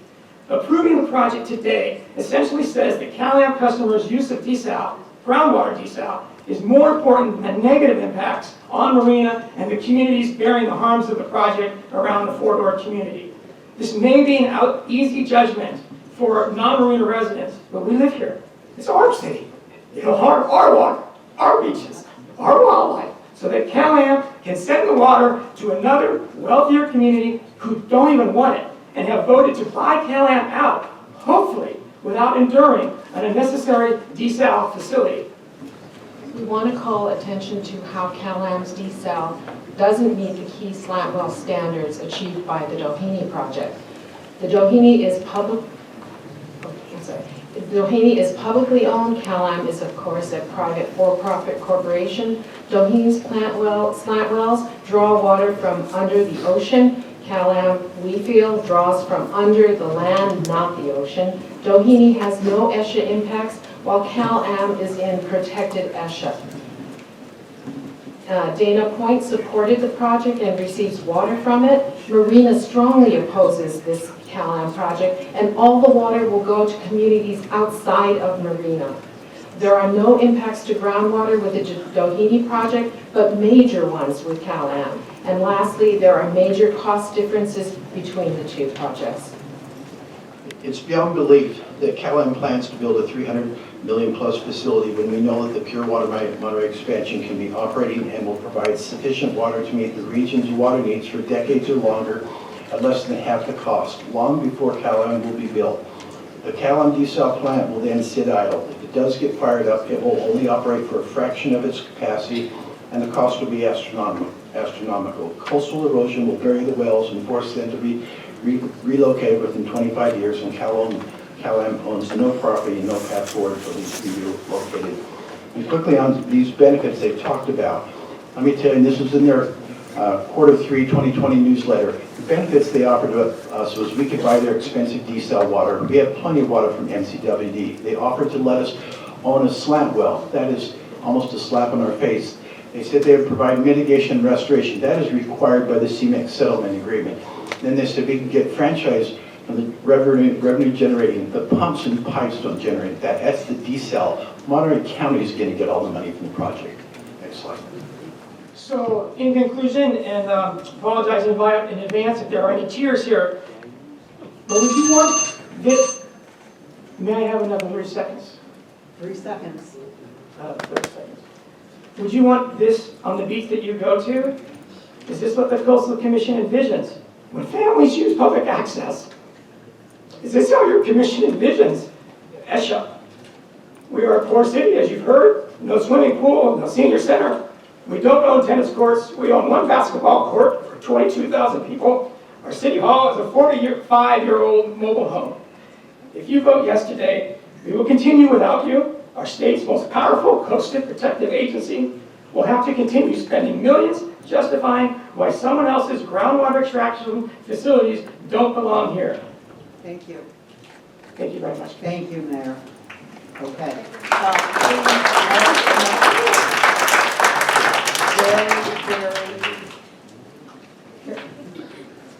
That's the way we want to express ourselves, simply because it takes time. So we want to make sure everybody can be heard. All right, next we have the category of electeds and tribal officials. I'm going to hand it off. We will begin with Tribal Chair Luis Ramirez, followed by Tom Little Bear Mason, followed by Supervisor Mary Adams. Thank you. Nishma, you had people can have trouble coming how busy. Let's see upon the talk about some more past. If it had done, not only goes to know an explanation, if it had done the Greater Monterey Bay Area. My name is Louise Miranda Ramirez. I am the tribal chairwoman for Loni Costa Known Desal Nation. You give me 3 minutes to speak for my 600 tribal members. Forever, Native people ask that you heal the earth and sea and the sky and protect it. Today I ask again, stop the destruction now. It's not too late, but will be if projects like CalAm, desalination plant, Scott, and drainage of Carmel River destructions are approved. It is within our blood to protect our homeland. Since 2020, I had tribal monitors on site in Pacific Grove, and with CalAm, a supervisor stated that the work could not continue without an Indian because someone went to the restroom. That is what we have. I met with CalAm as I requested and asked them to go through cultural training. Their response was, okay, we will meet with you. And yet I asked again to meet with the workers on site in Pacific Grove. Excuse me. I had about 15 minutes during a break to speak to them about who we are, that our people exist here. And I've time again, asked the Pacific Grove government to call and meet. Only after 2 years, 2 weeks ago, I received the response. 2 weeks ago. And then I received phone calls asking to speak with me, which I did not respond to because we've had 2 years for CalAm to contact us, to meet, to find out who we are. There are many of us here, as you will see today, and not all of us are in complete agreement with what could happen. I am saying stop the destruction of the earth. Stop the destruction of the sea. They are our mothers, where our bodies return to. It is your responsibility to protect the earth, the sea, and the air. Thank you. Thank you.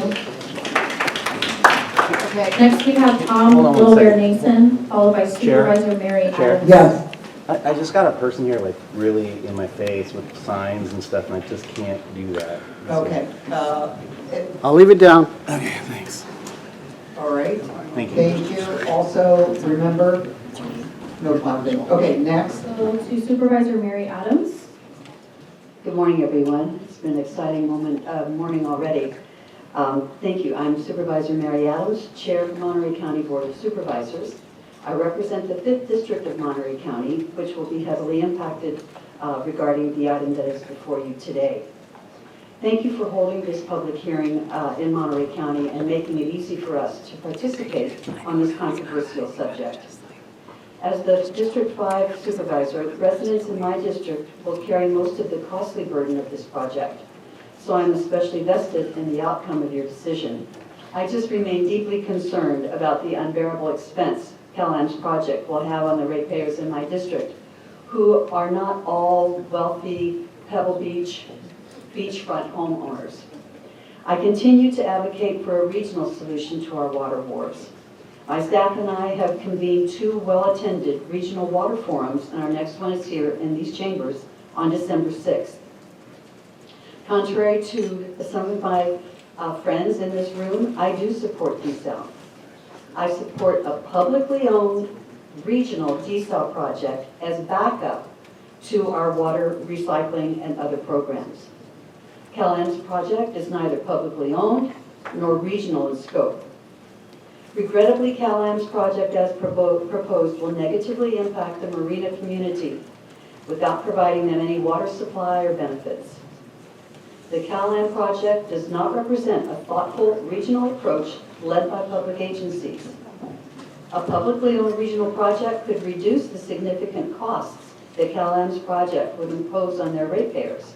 Serving a larger need and spreading the costs more broadly would be a benefit to all.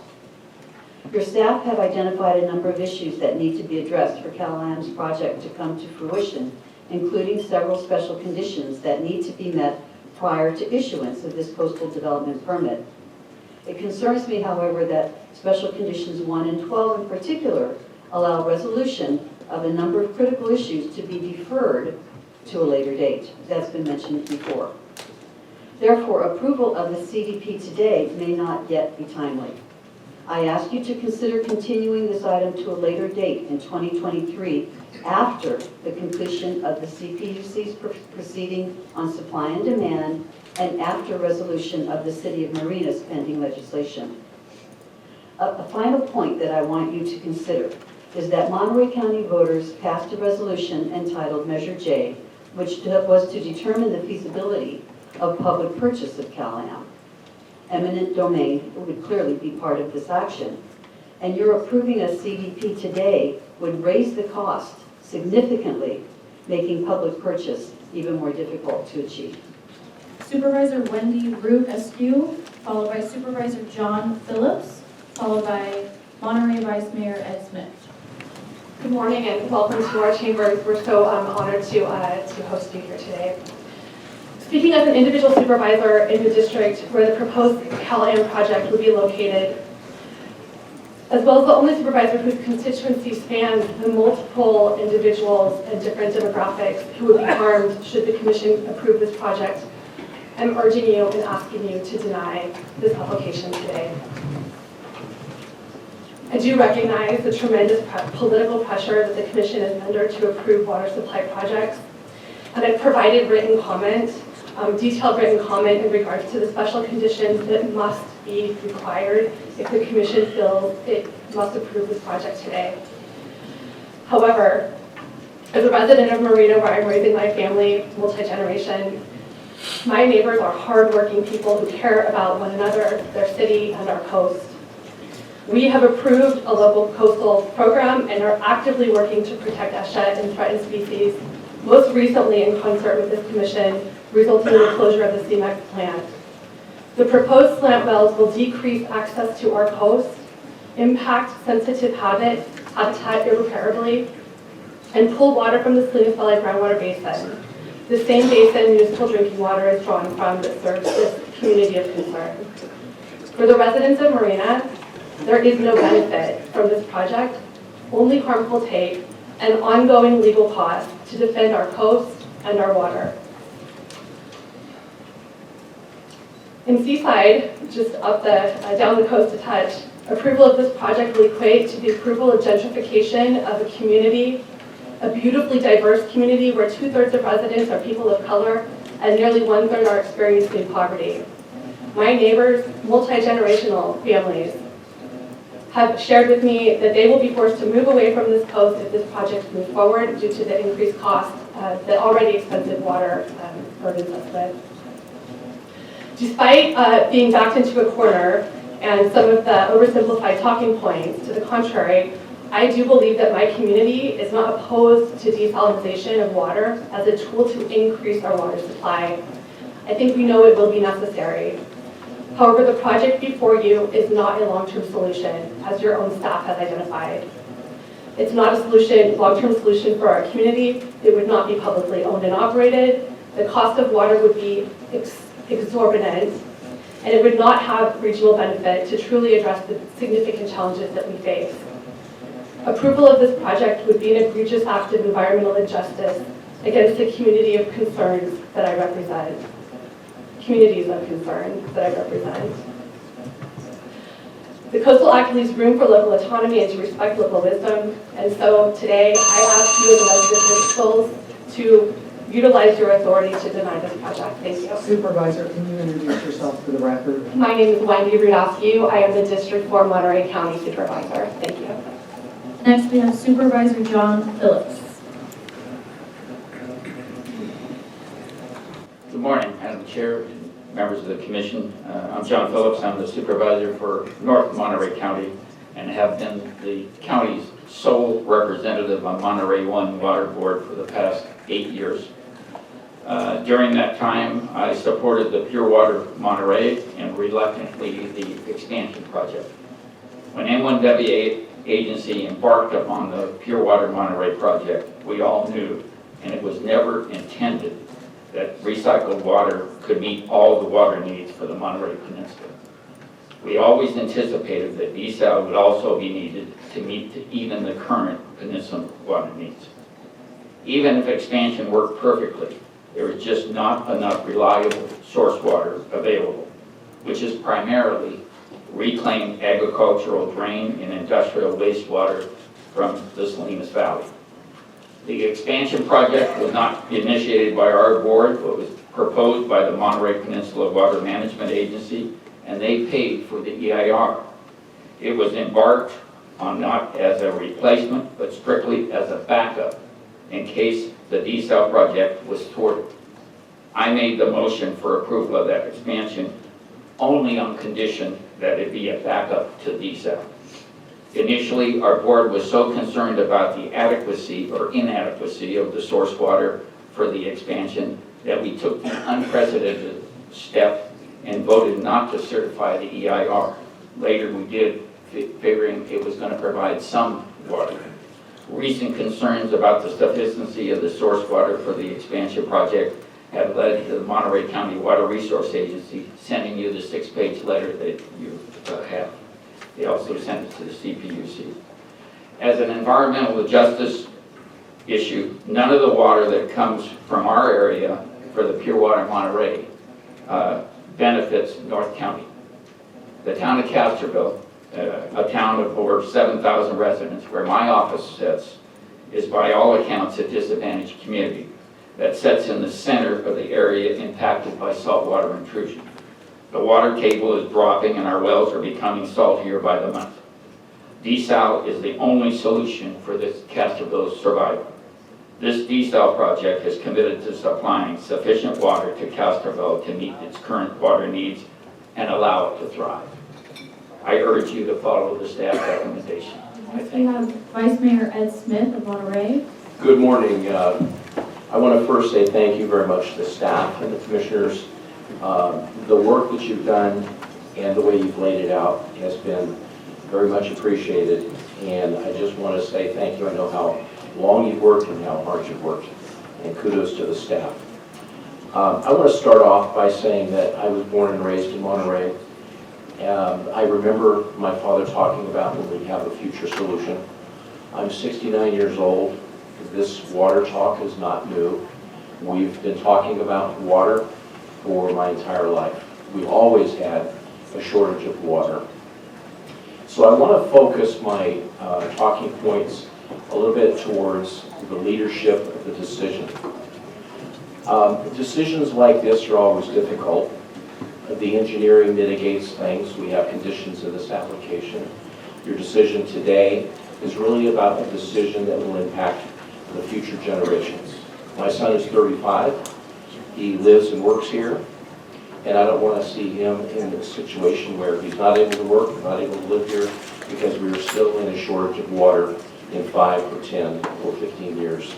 So the decision before you today is really a decision that you were anticipating the problem now, the problem getting worse, and the problem not getting an appropriate decision today means that we are still in a position of not having enough water for the peninsula in 5, 10, 15 years. So the decision today I support the staff recommendation because it's mitigated, it's balanced, it's the right engineering system. I support it because it's sized right, it's correctly approaching the dilemma and the problem. During COVID, the City of Monterey had to shutter and close like many other cities did, and we suffered a $33 million shortfall in our budget, mainly due to the loss of hospitality. Our city is built around hospitality. We closed the library, the sports center, and many other facilities. And I want to advertise the Monterey Convention Center. If you come back, we can accommodate a little bit larger crowd. I think I hear Gracie in the background. That's the mayor's dog. Much more detail is in my letter, and I would refer you to read that letter, please. So where we're going is that we cannot afford to reduce the amount of water that we provide to the City of Monterey. Yes, we're built around hospitality, but this project, if approved, does not bring an expansion to the City of Monterey. It does not cause tremendous build. What it brings us is solutions for infill, for housing, low-income housing, market rate housing. I've been on the council for 8 years. I'm tired of saying no because we don't have the water. I support this. Thank you very much for your work. Next, we have Mayor Clyde Robinson on Zoom.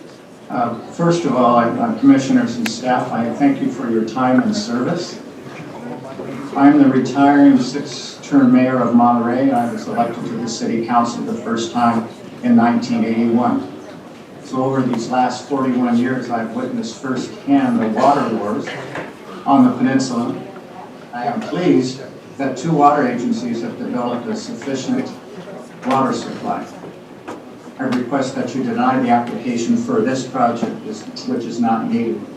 First, there's a viable alternative through Water Monterey, supplying currently 3,500 acre-feet, and with the expansion another 2,750 acre-feet, meeting the needs for many years. Second, being a grandfather of 5, I'm very concerned about climate warming, identified as the existential issue of our times by both Governor Newsom, Governor Brown, and President Biden. This proposed project will have a huge carbon footprint. The Coastal Commission has been a leader in climate action. For the sake of our children, grandchildren, and generations to come, we have to act now and not approve any project which accelerates climate warming. Now is the time to save our planet. Third, should a desal plant be needed in the future, it should have a public ownership component, be regional to spread the cost of building and operations, and use green energy and not contribute to climate warming. Thank you again for your time and service. Thank you. Next, we have... Good morning, Chair Brownsie and Coastal Commissioners. My name is Brent Buki. I'm the General Manager of the Monterey County Water Resources Agency. I have already submitted a letter for your consideration regarding the Monterey Peninsula Water Supply Project application and appeal, but I'd like to reiterate our position so it's crystal clear. The Monterey County Water Resource Agency is supportive of all new source water alternatives. Agriculture and tourism are the leading industries in Monterey County, and both are very water intensive. The landowners and growers of the Salinas Valley, working with the Water Resources Agency, are the pioneers of recycled water in Monterey County. Working together, recycled water has been a success and has been financed by the Salinas Valley landowners for the better part of 3 decades. Water Resources Agency supports Pure Water Monterey project, but not at the expense of impacts to the Castroville Seawater Intrusion Project and the Salinas Valley's water needs. As detailed in my letter, the Water Resources Agency has serious concerns about the water supply for Pure Water Monterey and the proposed expansion project during dry and drought conditions. The water delivery challenges experienced this last irrigation season due to the drought cannot be ignored. The 24 years of CEMEX operation have never experienced insufficient water and excessive pumping of the pressure 180 and 400 aquifers that occurred this year. Most importantly, there are recorded impacts to these aquifers of the Salinas Valley groundwater basin. This is seen through increasing seawater intrusion and severe impacts to Castroville's drinking water supply. As water managers, our concerns are valid because future drought cycles are unknown. Put simply, more water supply is needed for both Monterey Peninsula and Salinas Valley, a supply that is not impacted by drought conditions. CalAM's proposed desalination project, which includes a monitoring well array that will be managed by the Water Resources Agency and is recommended by the Coastal Commission staff, is a necessary project to serve those hardest hit by drought conditions and into the future. My name is Mary Ann Carbone, and I am a lifelong resident of Monterey County. I'm the mayor of the city of Sand City, as well as a Chumash community member with direct family ties to the Desal tribe of Monterey County. I am proud to represent my indigenous heritage in my city today. I have been asked to speak on behalf of Tom Nason of the Desal tribe of Monterey County. The Carmel River has been providing the Monterey Peninsula water for many years. It is from the tribal perspective that the river is going dry and needs to be restored back to its natural state as a source for the steelhead. As mayor of Sand City, I'm proud of our diverse community on the peninsula. We do own a small desalination plant that is operated by CalAM and has helped my city and residents thrive. It was through Sand City's clarity of vision that the council needed to address a problem of water insecurity and what we could do to help our community to address the effects of climate change, equity, and water poverty on the peninsula. I categorize these as the 4 P's of equity: people, projects, partnership, and planet. I encourage you to support CalAM's proposal today. It will provide a sustainable regional water solution to the peninsula for housing, jobs, and supports the protection of the Carmel River, where our tribes and ancestors have lived for generations. It takes partnerships moving forward into the future of the people to look to solutions and to turn to each other, not against each other, to form these partnerships. We have 2 choices today: do nothing or do something. A regional water supply will not come if we continue to wait. Let's not close our eyes to the only option that will meet the region's needs for a drought-proof regional water solution for the Monterey Peninsula. I'm Seaside City Council Member Jason Campbell, and I'm here to represent my constituents and our council. We are the largest city on the peninsula, and our city manager sent a letter to the commission requesting denial of the permit. Many, literally dozens of elected officials from Marina and the peninsula, which would be directly and negatively impacted by the proposed CalAM run desalination plan, have sent the commission a letter requesting denial. I hope you all saw it. Notably, there is not a significant number of peninsula electeds in support. With the rare exception of special interest groups, almost all the support for this project comes from outside of the peninsula. They are motivated by benefits promised them, the costs of which are being paid by the peninsula and Marina. Surprisingly, the staff report considers the threat to Marina's water supply, yet does not mention that many other communities depend on Marina coast water. A large portion of Seaside, CSUMB, county developments, to name a few. The threat posed by CalAm is real. We know there is a physical continuity between aquifers, both geologic and man-made perforations, i.e. leaking wells.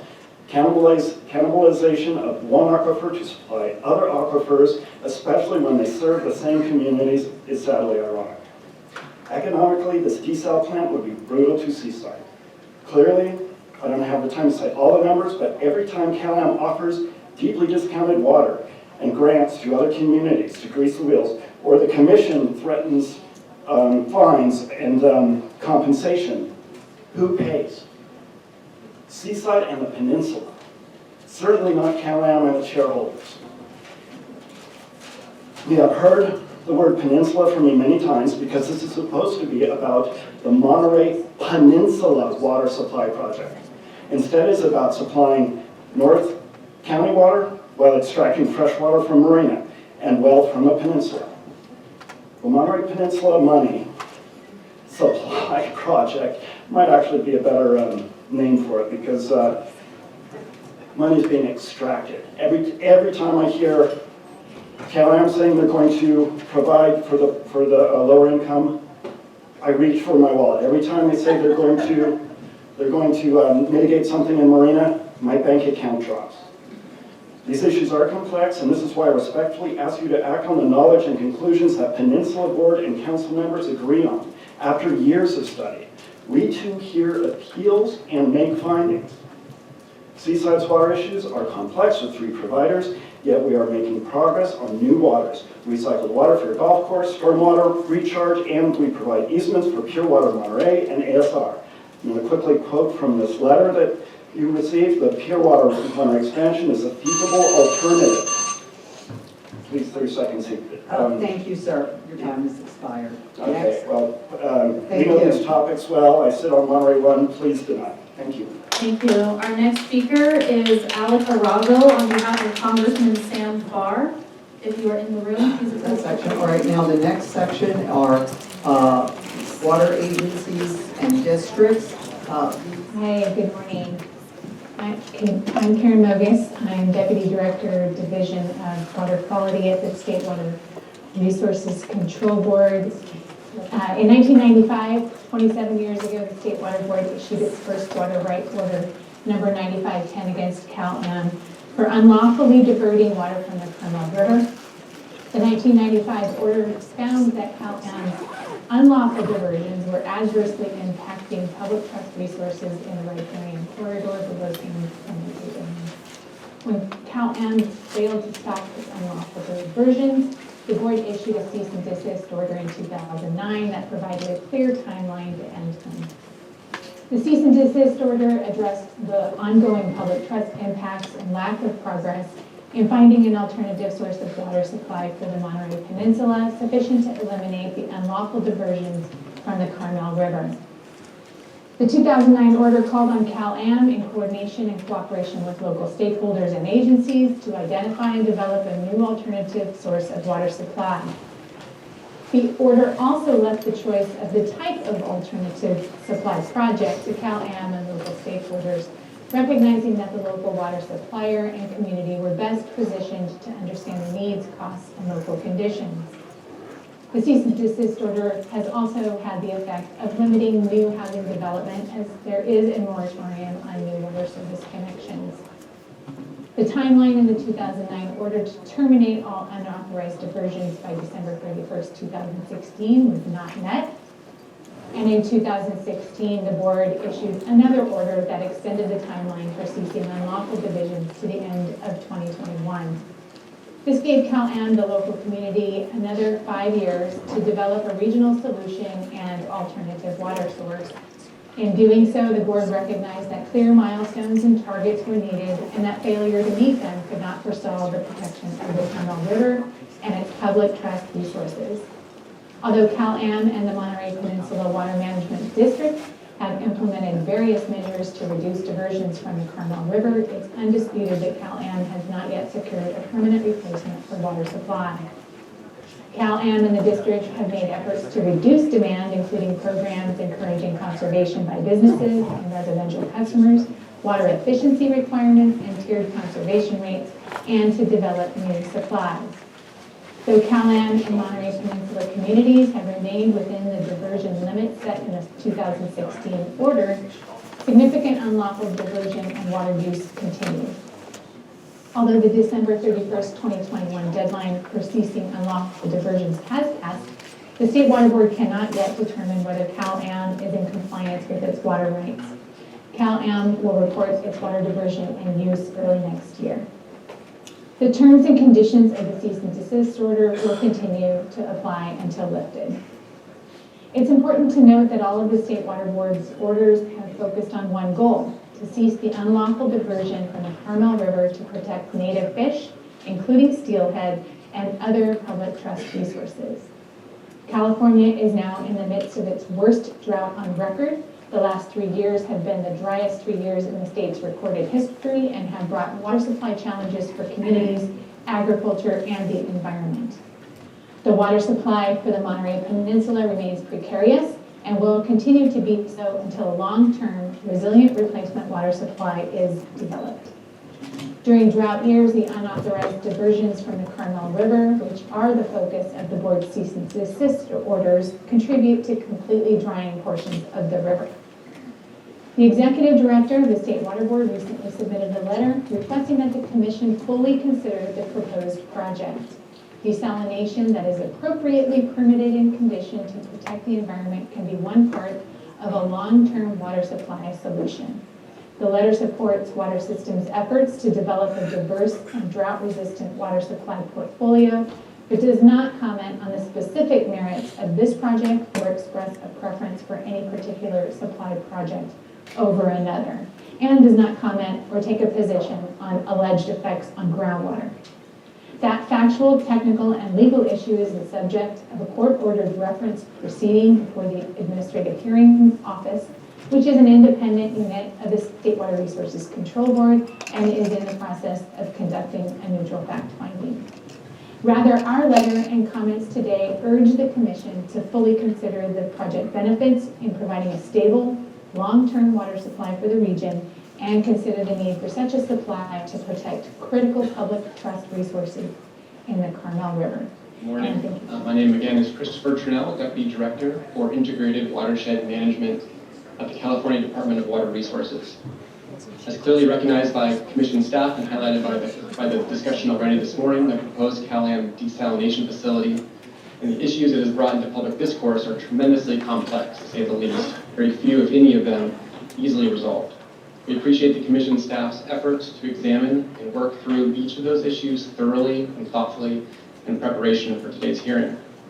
As such, DWR supports the project as proposed by CalAm and with each of the proposed special permit conditions. Consistent with DWR's support letter submitted earlier this year, I'm pleased to be here to briefly highlight the merits of the project, most closely aligned with DWR's statewide responsibilities and expertise.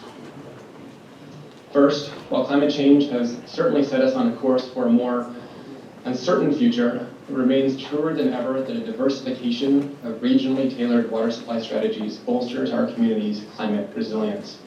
We're seeing this across the state at this very moment, in our 4th year of extreme drought. A general correlation between the diversity of a given water agency's supply portfolio and that agency's ability to provide sufficient water to its customers during these difficult times. The importance of this supply diversification is highlighted in the Governor's recent water supply strategy, which directs the achievement of specific water development targets, including significantly increased ocean and inland brackish desalination resources. Second, as CalAm indicated in its 2020 Urban Water Management Plan submitted to DWR, sustained drought conditions are expected to impact its ability to provide water to its customers. As required by state law, the Urban Water Management Plan includes an assessment of CalAm supplies and demands under a 5-year drought scenario. CalAm conducted this assessment assuming the Pure Water Monterey and the expansion project were fully operational, and then it considered supply conditions with and without the desalination plant as proposed.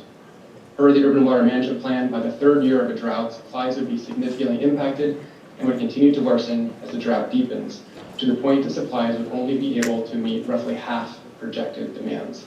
With a desalination facility, water supplies would be maintained. Third, related to the region's groundwater resources. As DWR indicated in its support letter, the monitoring conducted during the 34 months of test well pumping did not indicate impacts to the groundwater basin or its users. Additionally, the Coastal Commission staff's proposed requirement that a thorough groundwater monitoring program be implemented is prudent and will provide the data necessary to assess conditions during well field operation. This approach adds to the security of monitoring conditions to protect existing groundwater users and to implement additional actions if found to be warranted.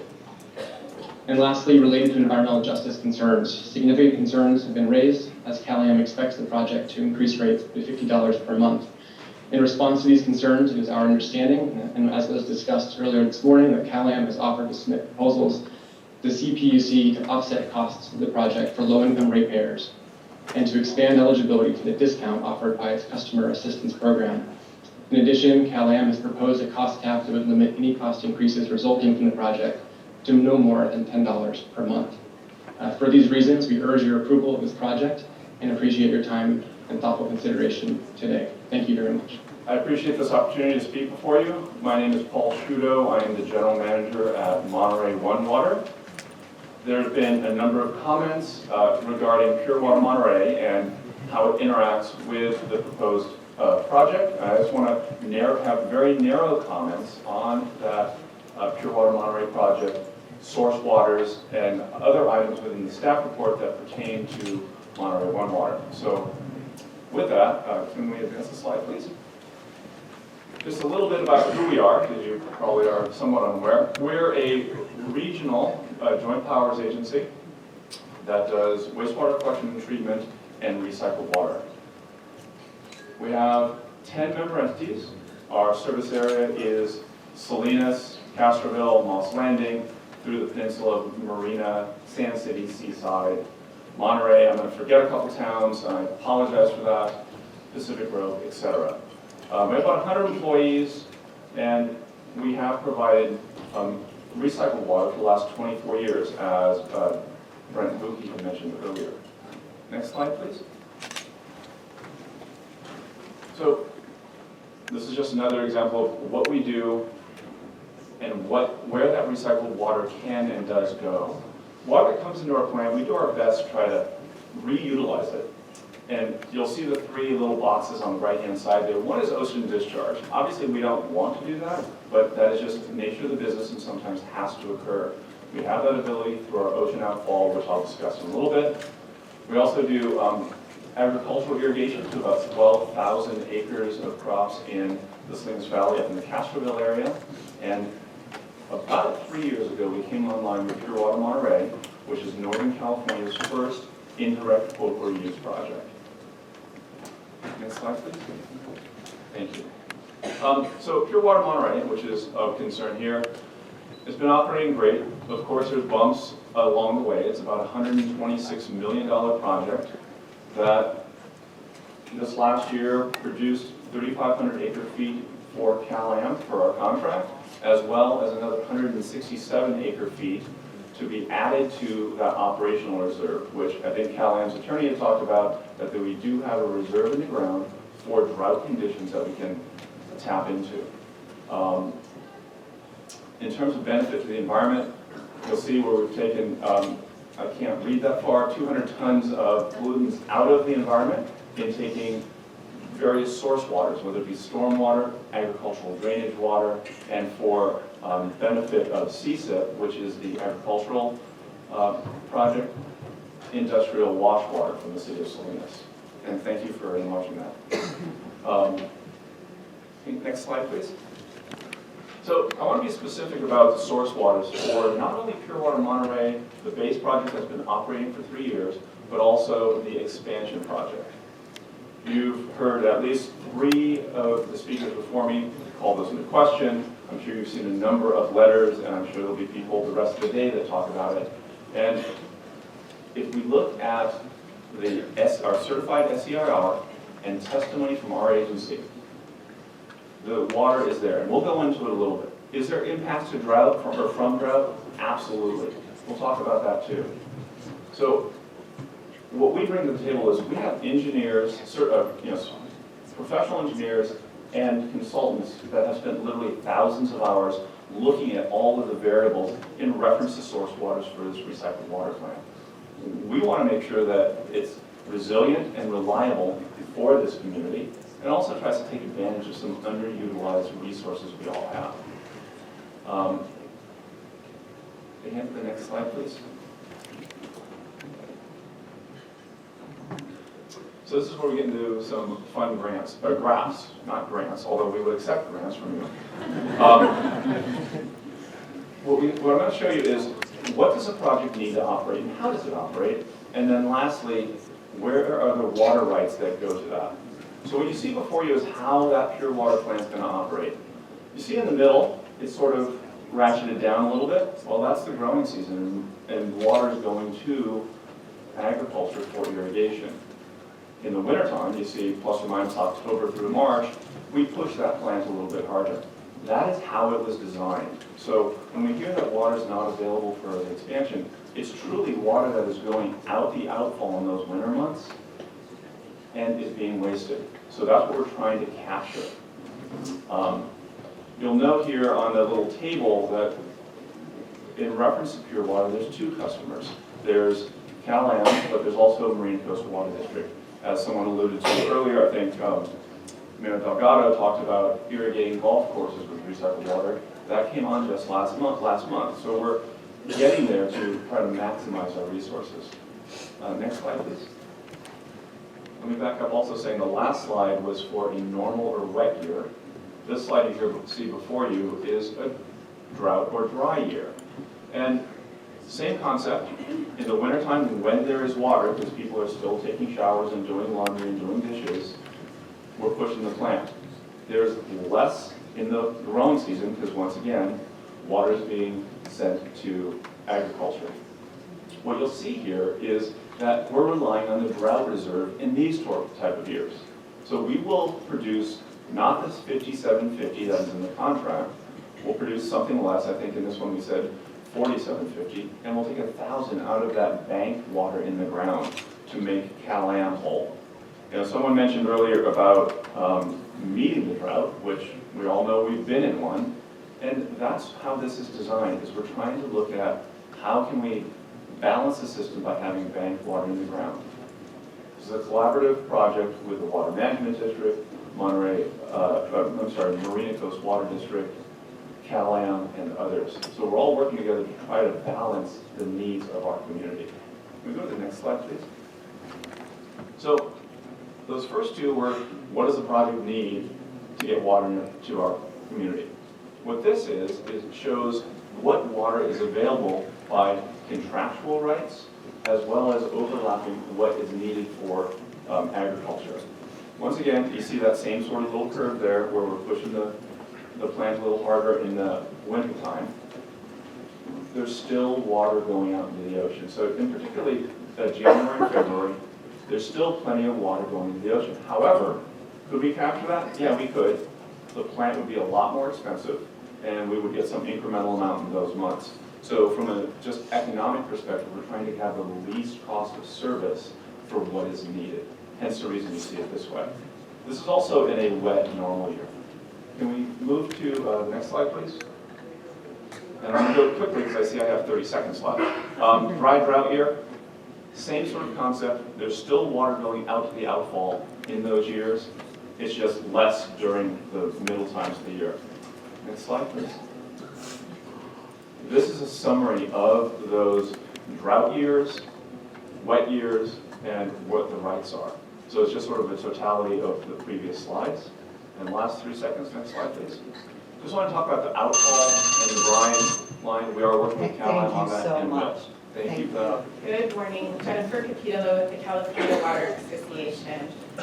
California Water Association is a statewide business trade association representing all of the water utilities that are regulated by the California Public Utilities Commission.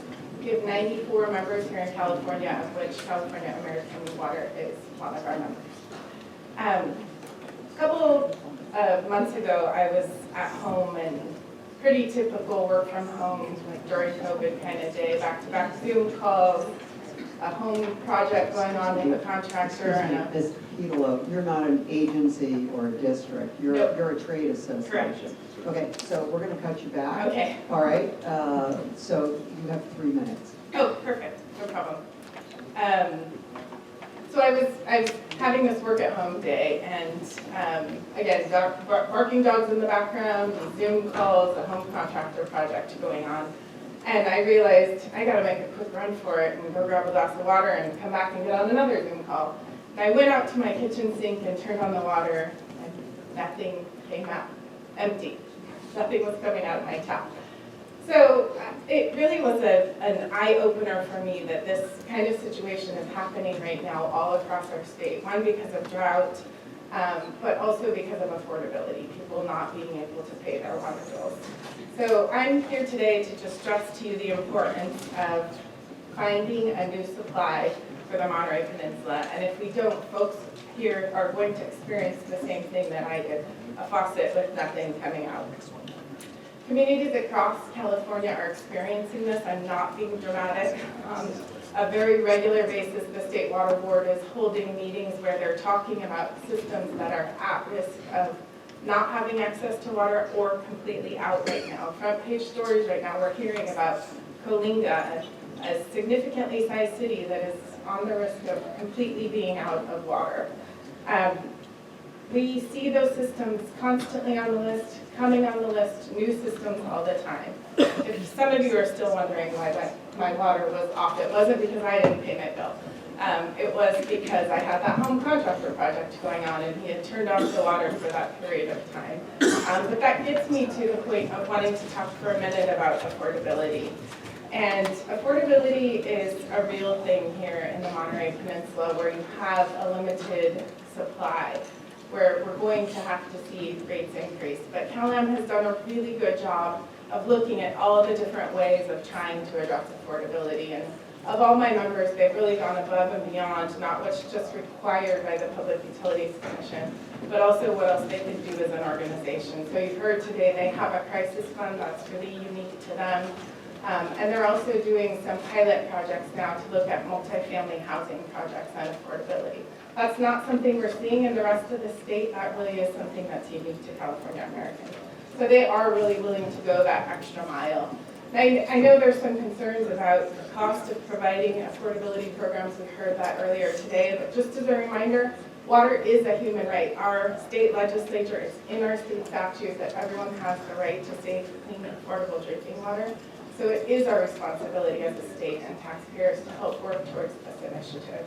So this important project is so important today. I hope that you will vote in support of it and make sure that everyone here in the peninsula has access to safe, clean drinking water. Commissioners, I'm Karen Paul. No, I'm not Desal. I'm Karen Paul, Chair of the Board of the Monterey Peninsula Water Management District.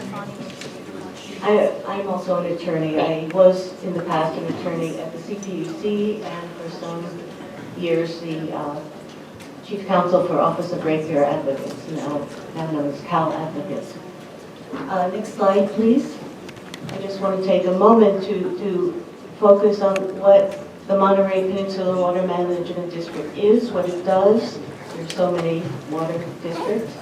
It's a special district created by the legislature after a drought in 1977, and its boundaries include the CalAm Monterey system. I'm going to show you a map in. Can you go to the next slide, please? There. I don't know, the color's not showing up very well on the screen, but the pink, it shows the boundaries of the management district, which includes the Monterey Peninsula, and as you can see, areas to the north and south as well, seaside and so on, and most of the watershed of the Carmel River.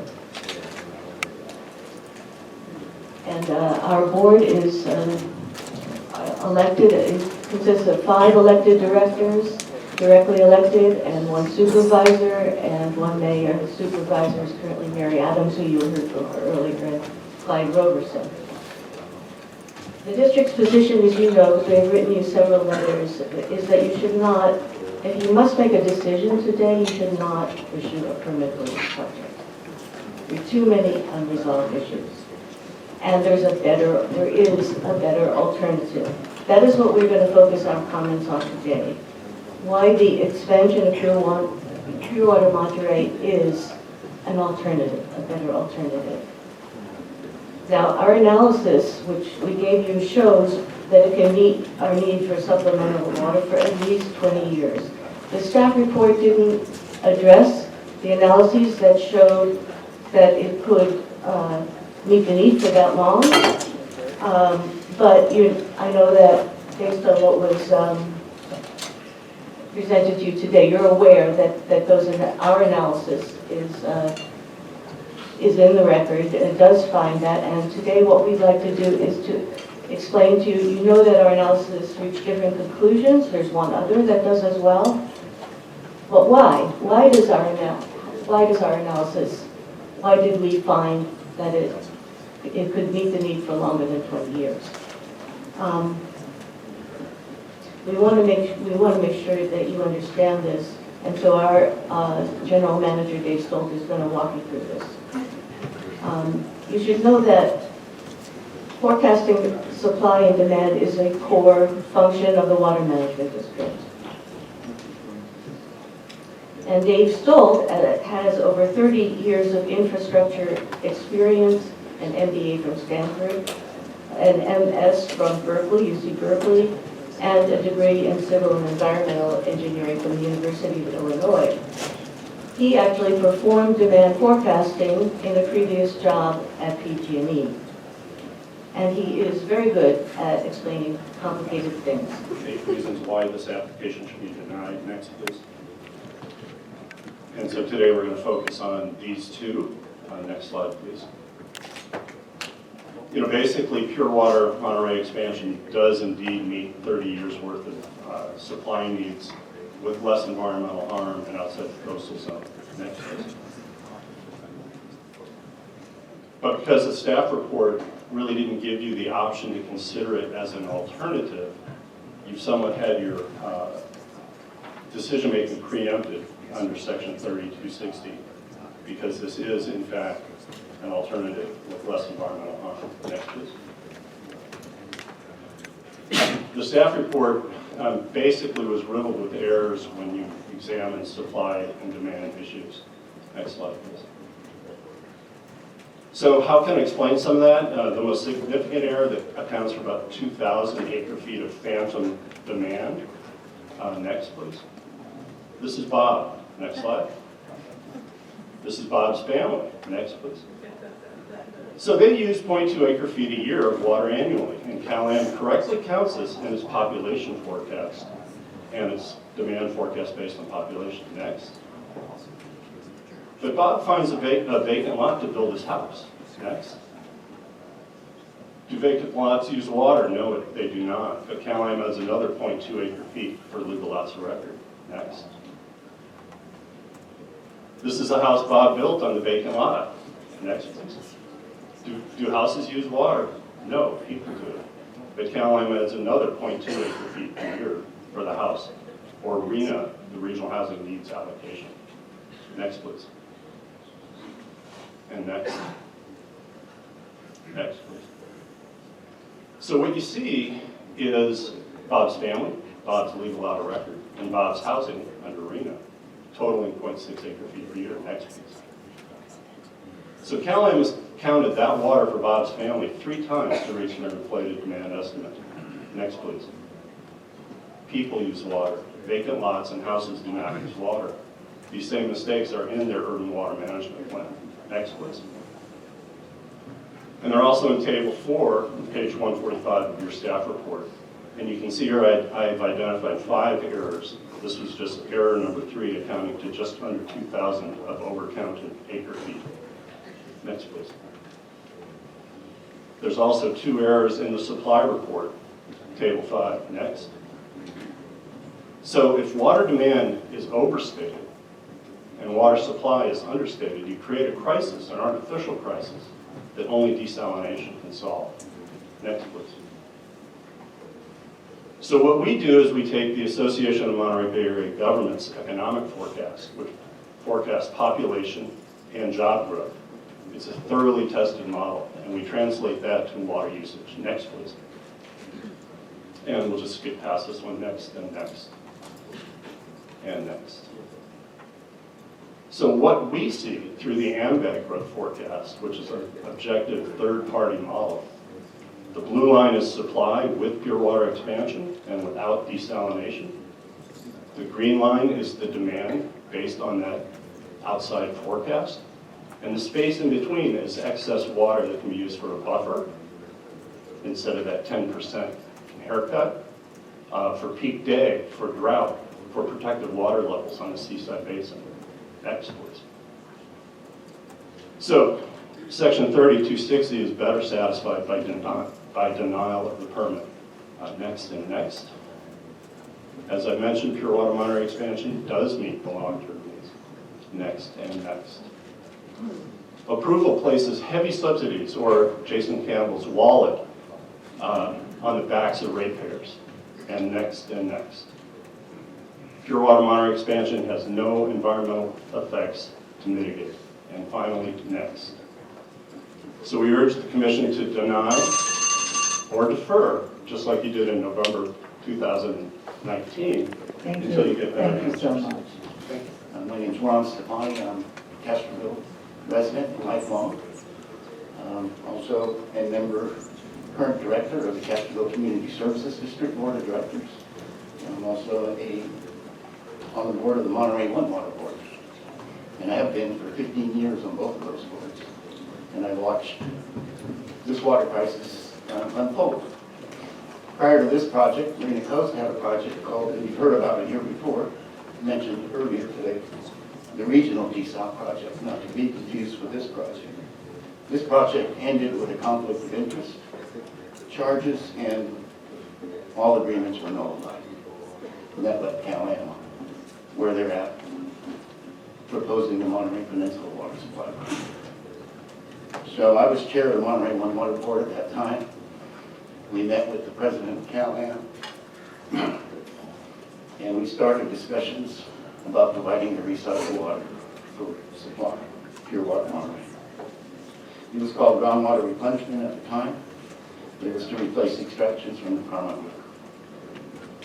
Groundwater replenishment changed names to Pure Water Monterey at the time, and Monterey One Water and Monterey Peninsula Water Management District and Man Watch completely supported the project at that time. Okay, at that time there was numerous lawsuits filed by Marina Coast Water District against Cal-Am and Monterey County, and that is the reason why Castroville got involved. We got involved asking us to take the return water, because at that time, the then president of Cal-Am told me that he would be fired if he offered anything to Marina Coast Water District at that time. So that's how this project started and how we got, Castroville got involved. I'm also on the Salinas Valley Basin Groundwater Sustainability Agency Board, and the Groundwater Sustainability Plan, as you heard earlier, identifies an extraction barrier at the coast to solve the 18400 subbasin overdraft, or seawater intrusion. And the GSA is currently doing a feasibility study on that extraction barrier. It formed a group called SWIG, South Saltwater Intrusion Working Group, with local hydrologists who volunteered to work. And they came up with that the extraction barrier was the best way to move forward for saltwater intrusion, which is pumping at the coast. And that's exactly what science wells do in this Cal-Am project. And I agree with those hydrologists and the hydrologists hired by the Coastal Commission staff, who's done an excellent job, Mr. Lester, which stated that there would be no harm to the water supply. That's the thing you're hearing mostly. And that's really what fears me, is we can't do any harm. Well, part of the GSA's job right now is to monitor that and not allow any new projects, any new actions to impact anybody else's water supply. I urge you to approve the project. It will definitely solve the long-standing peninsula water struggles, as well as lifting the 25+ years of the cease and desist. Please introduce yourself. Eric Tynan, General Manager of the Castroville Community Services District. Just basically, One thing to make clear, Castroville didn't want to be part of this. They denied twice doing the water purchase agreement because they didn't want to get involved in the peninsula use of water restrictions to keep growth down. Castroville hasn't taken on that growth. I got a house next door, I got 8 cars and 2 or 3 families living there. Anyways, right now, Monterey County, the reservoirs are at 0.9% and 12%. So there's no water coming down to recharge. Right next to Castroville, they've converted dry cattle land into strawberries. That's about 5 Castrovilles. Marina is putting in a whole new city outside of Castroville. It's all coming from the deep aquifer, which doesn't recharge. Castroville has wells going salty. Behind us, we have big plumes of salt water coming up. You want to talk about fairness? On the staff report, they have Castroville down to 66,000 MHI. It's 35,000, not 65. Let me see. Also, That's okay. Anyway, that's 15 more time. So Castroville right now, we're looking at the seawater intrusion either on a desalter or we're on our last aquifer. The water below us is 99 degrees. We can't use it. We'd love to see a public agency do it, but nobody stepped up. So what are you left with? You see, the three-legged stool, it was a win-win-win. It gave a benefit. It took Castroville off the basin, so North County benefit. We did it to help our neighbors over on the peninsula, so they could get their water through. And it also, what's the other one? Oh, and it helped Castroville also, so there's 3 legs. Anyways, right now, Measure J that you hear about, that was voted for by the people on the peninsula. Nobody in the Salinas Valley, where the water solution is coming from, voted for it. The GSA's, one of their selected ways to get the basin in balance was to expand CEMEX. With all this water going to Pure Water Monterey, there's no water for CEMEX.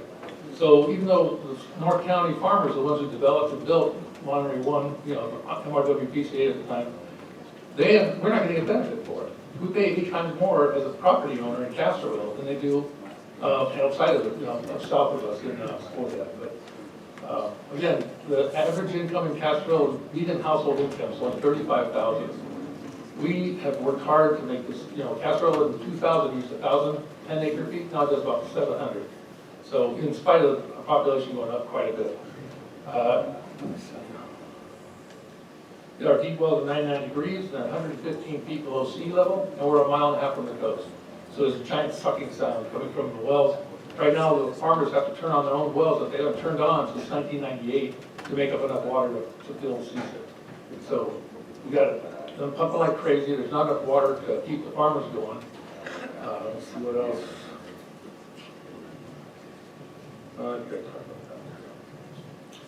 I don't know. I think we should approve the staff report. Right now, Castroville really needs it. We're the canary in the coal mine.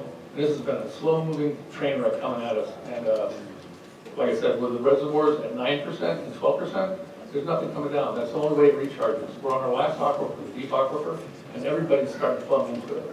We've got a well going in to replace the one we lost. It's 99 degrees, has arsenic, has to be treated. And unless you have a 400-foot well to cool it with, you can't send 99 degrees of water to someone's home.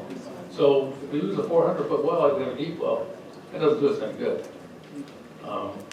Like I said, Castroville, people work hard there, and it's, I think I really implore you to approve the staff's recommendation. I think they worked hard on it. Really fast. So Jan is representing Marina Coast Water District. The other directors are going as independent members of the public. They weren't intended to be. No, they must be in this chunk of time. So they are not going to be testifying as independent members of the public. All your folks are in this 8 minutes. Okay, we're going to start the clock in 12 seconds. Please proceed. Introduce yourself for the record. Thanks. Hello, my name is Jan Schreiner. I am president of the Board of Marina Coast Water District. I believe we have a slide deck, very short, and I hope that it could be put up. Thank you very much. Please start the clock. I want to also wish some strong leaders, Luis Miranda Ramirez and Wendy Rudasky, a happy birthday today, and I'm really grateful that they came to this meeting on such a day. Good afternoon. Appellants Monterey District is right next to us. They plan to put their desalination plant and intake wells in Marina. We are not opposed to desalination. We have our own small plant that's been out of service because of power costs not being economical to our customers. It's possible to restart it as part of future planning. Next slide, please. We recognize that after pursuing conservation, demand management, and recycling other options, it's possible that more water may be needed in the pipeline. In Cal-Am's case, their customers have conserved just like ours. Recycled water is part of their portfolio too, but there is still plenty of room to expand. Our issue with Cal-Am is that instead of fully using all other options, they have come up with a desalination plant that puts our groundwater in danger. Next slide, please. I'm an outdoor person. If you could make that a little bit larger, I'd appreciate it. I have a history of adventures that include rafting a personal trip through the Grand Canyon, racing the Motu'a'i Channel, and climbing Mount Rainier. I first met Jonas Minton on the south fork of the American River. You may recall Jonas ultimately realized this project is not needed. He explained his views at several commission meetings before he suddenly passed away in June. I first met Sarah Wan in the Marina Coast Beach office. That morning, consultant staff and attorneys were meeting while I selected the easiest legal access to walk to the site of the proposed plant was. Keith Van der Martin, our former GM, introduced me into the room as the field expert. I had trained for months on that long stretch of beach for a marathon, all while documenting Cal-Am's test well tie-in to the ocean outfall, exposure, and land loss. After the Marina Coast meeting, 4 of us caravaned to the trailhead, and I walked the pace of Sarawan. We quietly chatted while moving on the south stand in a careful way of the elderly. Coming into the full view of the bay, Sarah asked, where exactly were these proposed structures to be? I carefully turned the pages from the EIR to the orientation of the landscape as we do in the field. I said pretty much from where we stand to those buckets, indicating the distant anchors for the CEMEX dredge barge. I felt the whirl of the dynamics around us, the longshore currents, crashing waves, wax and wane of tides and dunes, merging into the courage and knowledge and wisdom of Sarah Wan. And Sarah looked up from the diagram to announce, this stops. And she turned, muttering all sorts of ridiculousness, coastal dunes for God's sake, and entitlement, and we trundled along near, quiet, hopeful gratitude. As Sarah clearly saw in an instant on the sand what we have all been trying to describe through laborious documentation in years of meetings. And in the spirit of Sarah Wan and others who love and protect, and for the community members who cannot speak, I ask that your vote today resonates. This stops. Next person, your time is running. Ruth Stoner Blazine, outside council, Marina Coast Water District. Next slide, please. Cal-Am does not actually have a CPCN for the amended project it's now proposing, but that doesn't matter. It doesn't need it to serve its customers. It doesn't need it to lift the moratorium. It doesn't need it to get off the Carmel River. They're complying with their legal limits. Castroville doesn't actually need this project, and with respect, I think Mr. Tynan forgot, Marina Coast is working on an intertie to bring them more potable water. So why is Cal-Am pushing a project that isn't needed? Follow the money. If you put a $400 million project into rate base, you get $30 million of annual revenue from shareholders every year on top of your project costs. In this case, the PUC told Cal-Am, you can't even collect any costs until your project is built and in use. Cal-Am's already spent $200 million. So, no project, $200 million loss, $30 million a year of revenue gone. Next slide, please. Peter Mayer is a nationally recognized expert in the supply-demand management field. He's worked with the Metropolitan Water District, Department of Water Resources. He was recognized as an expert in the U.S. Supreme Court in Florida versus Georgia. is going to talk to you about his forecasts and explain why bank storage in Seaside is a critical supply element that's been ignored and needs to be discussed. Peter Mayer, principal with Water DM. CalAm has a poor track record of demand forecasts in Monterey. This slide, which comes from Water DM's 5th supplemental expert report in this matter, shows CalAm's most recent forecast provided in support of the desalination project and the independent forecast for CalAm's PUC rate case, which provides a more realistic look at future water service. Next slide, please. Water DM prepared an independent demand forecast, which is actually very close to the California Public Advocate's forecast that the Coastal Commission staff report relies on. These forecasts relied on the exact same population growth forecast as CalAm, but are much lower because they correctly assume that ongoing impacts of water efficiency and conservation actually work. And the CalAm forecast unreasonably assumes that per capita water use will increase in the future. Next slide, please. This slide shows the history of CalAm's supply and demand. Starting with the yellow dotted line shows the demand forecast and CalAm's available supplies to 2050.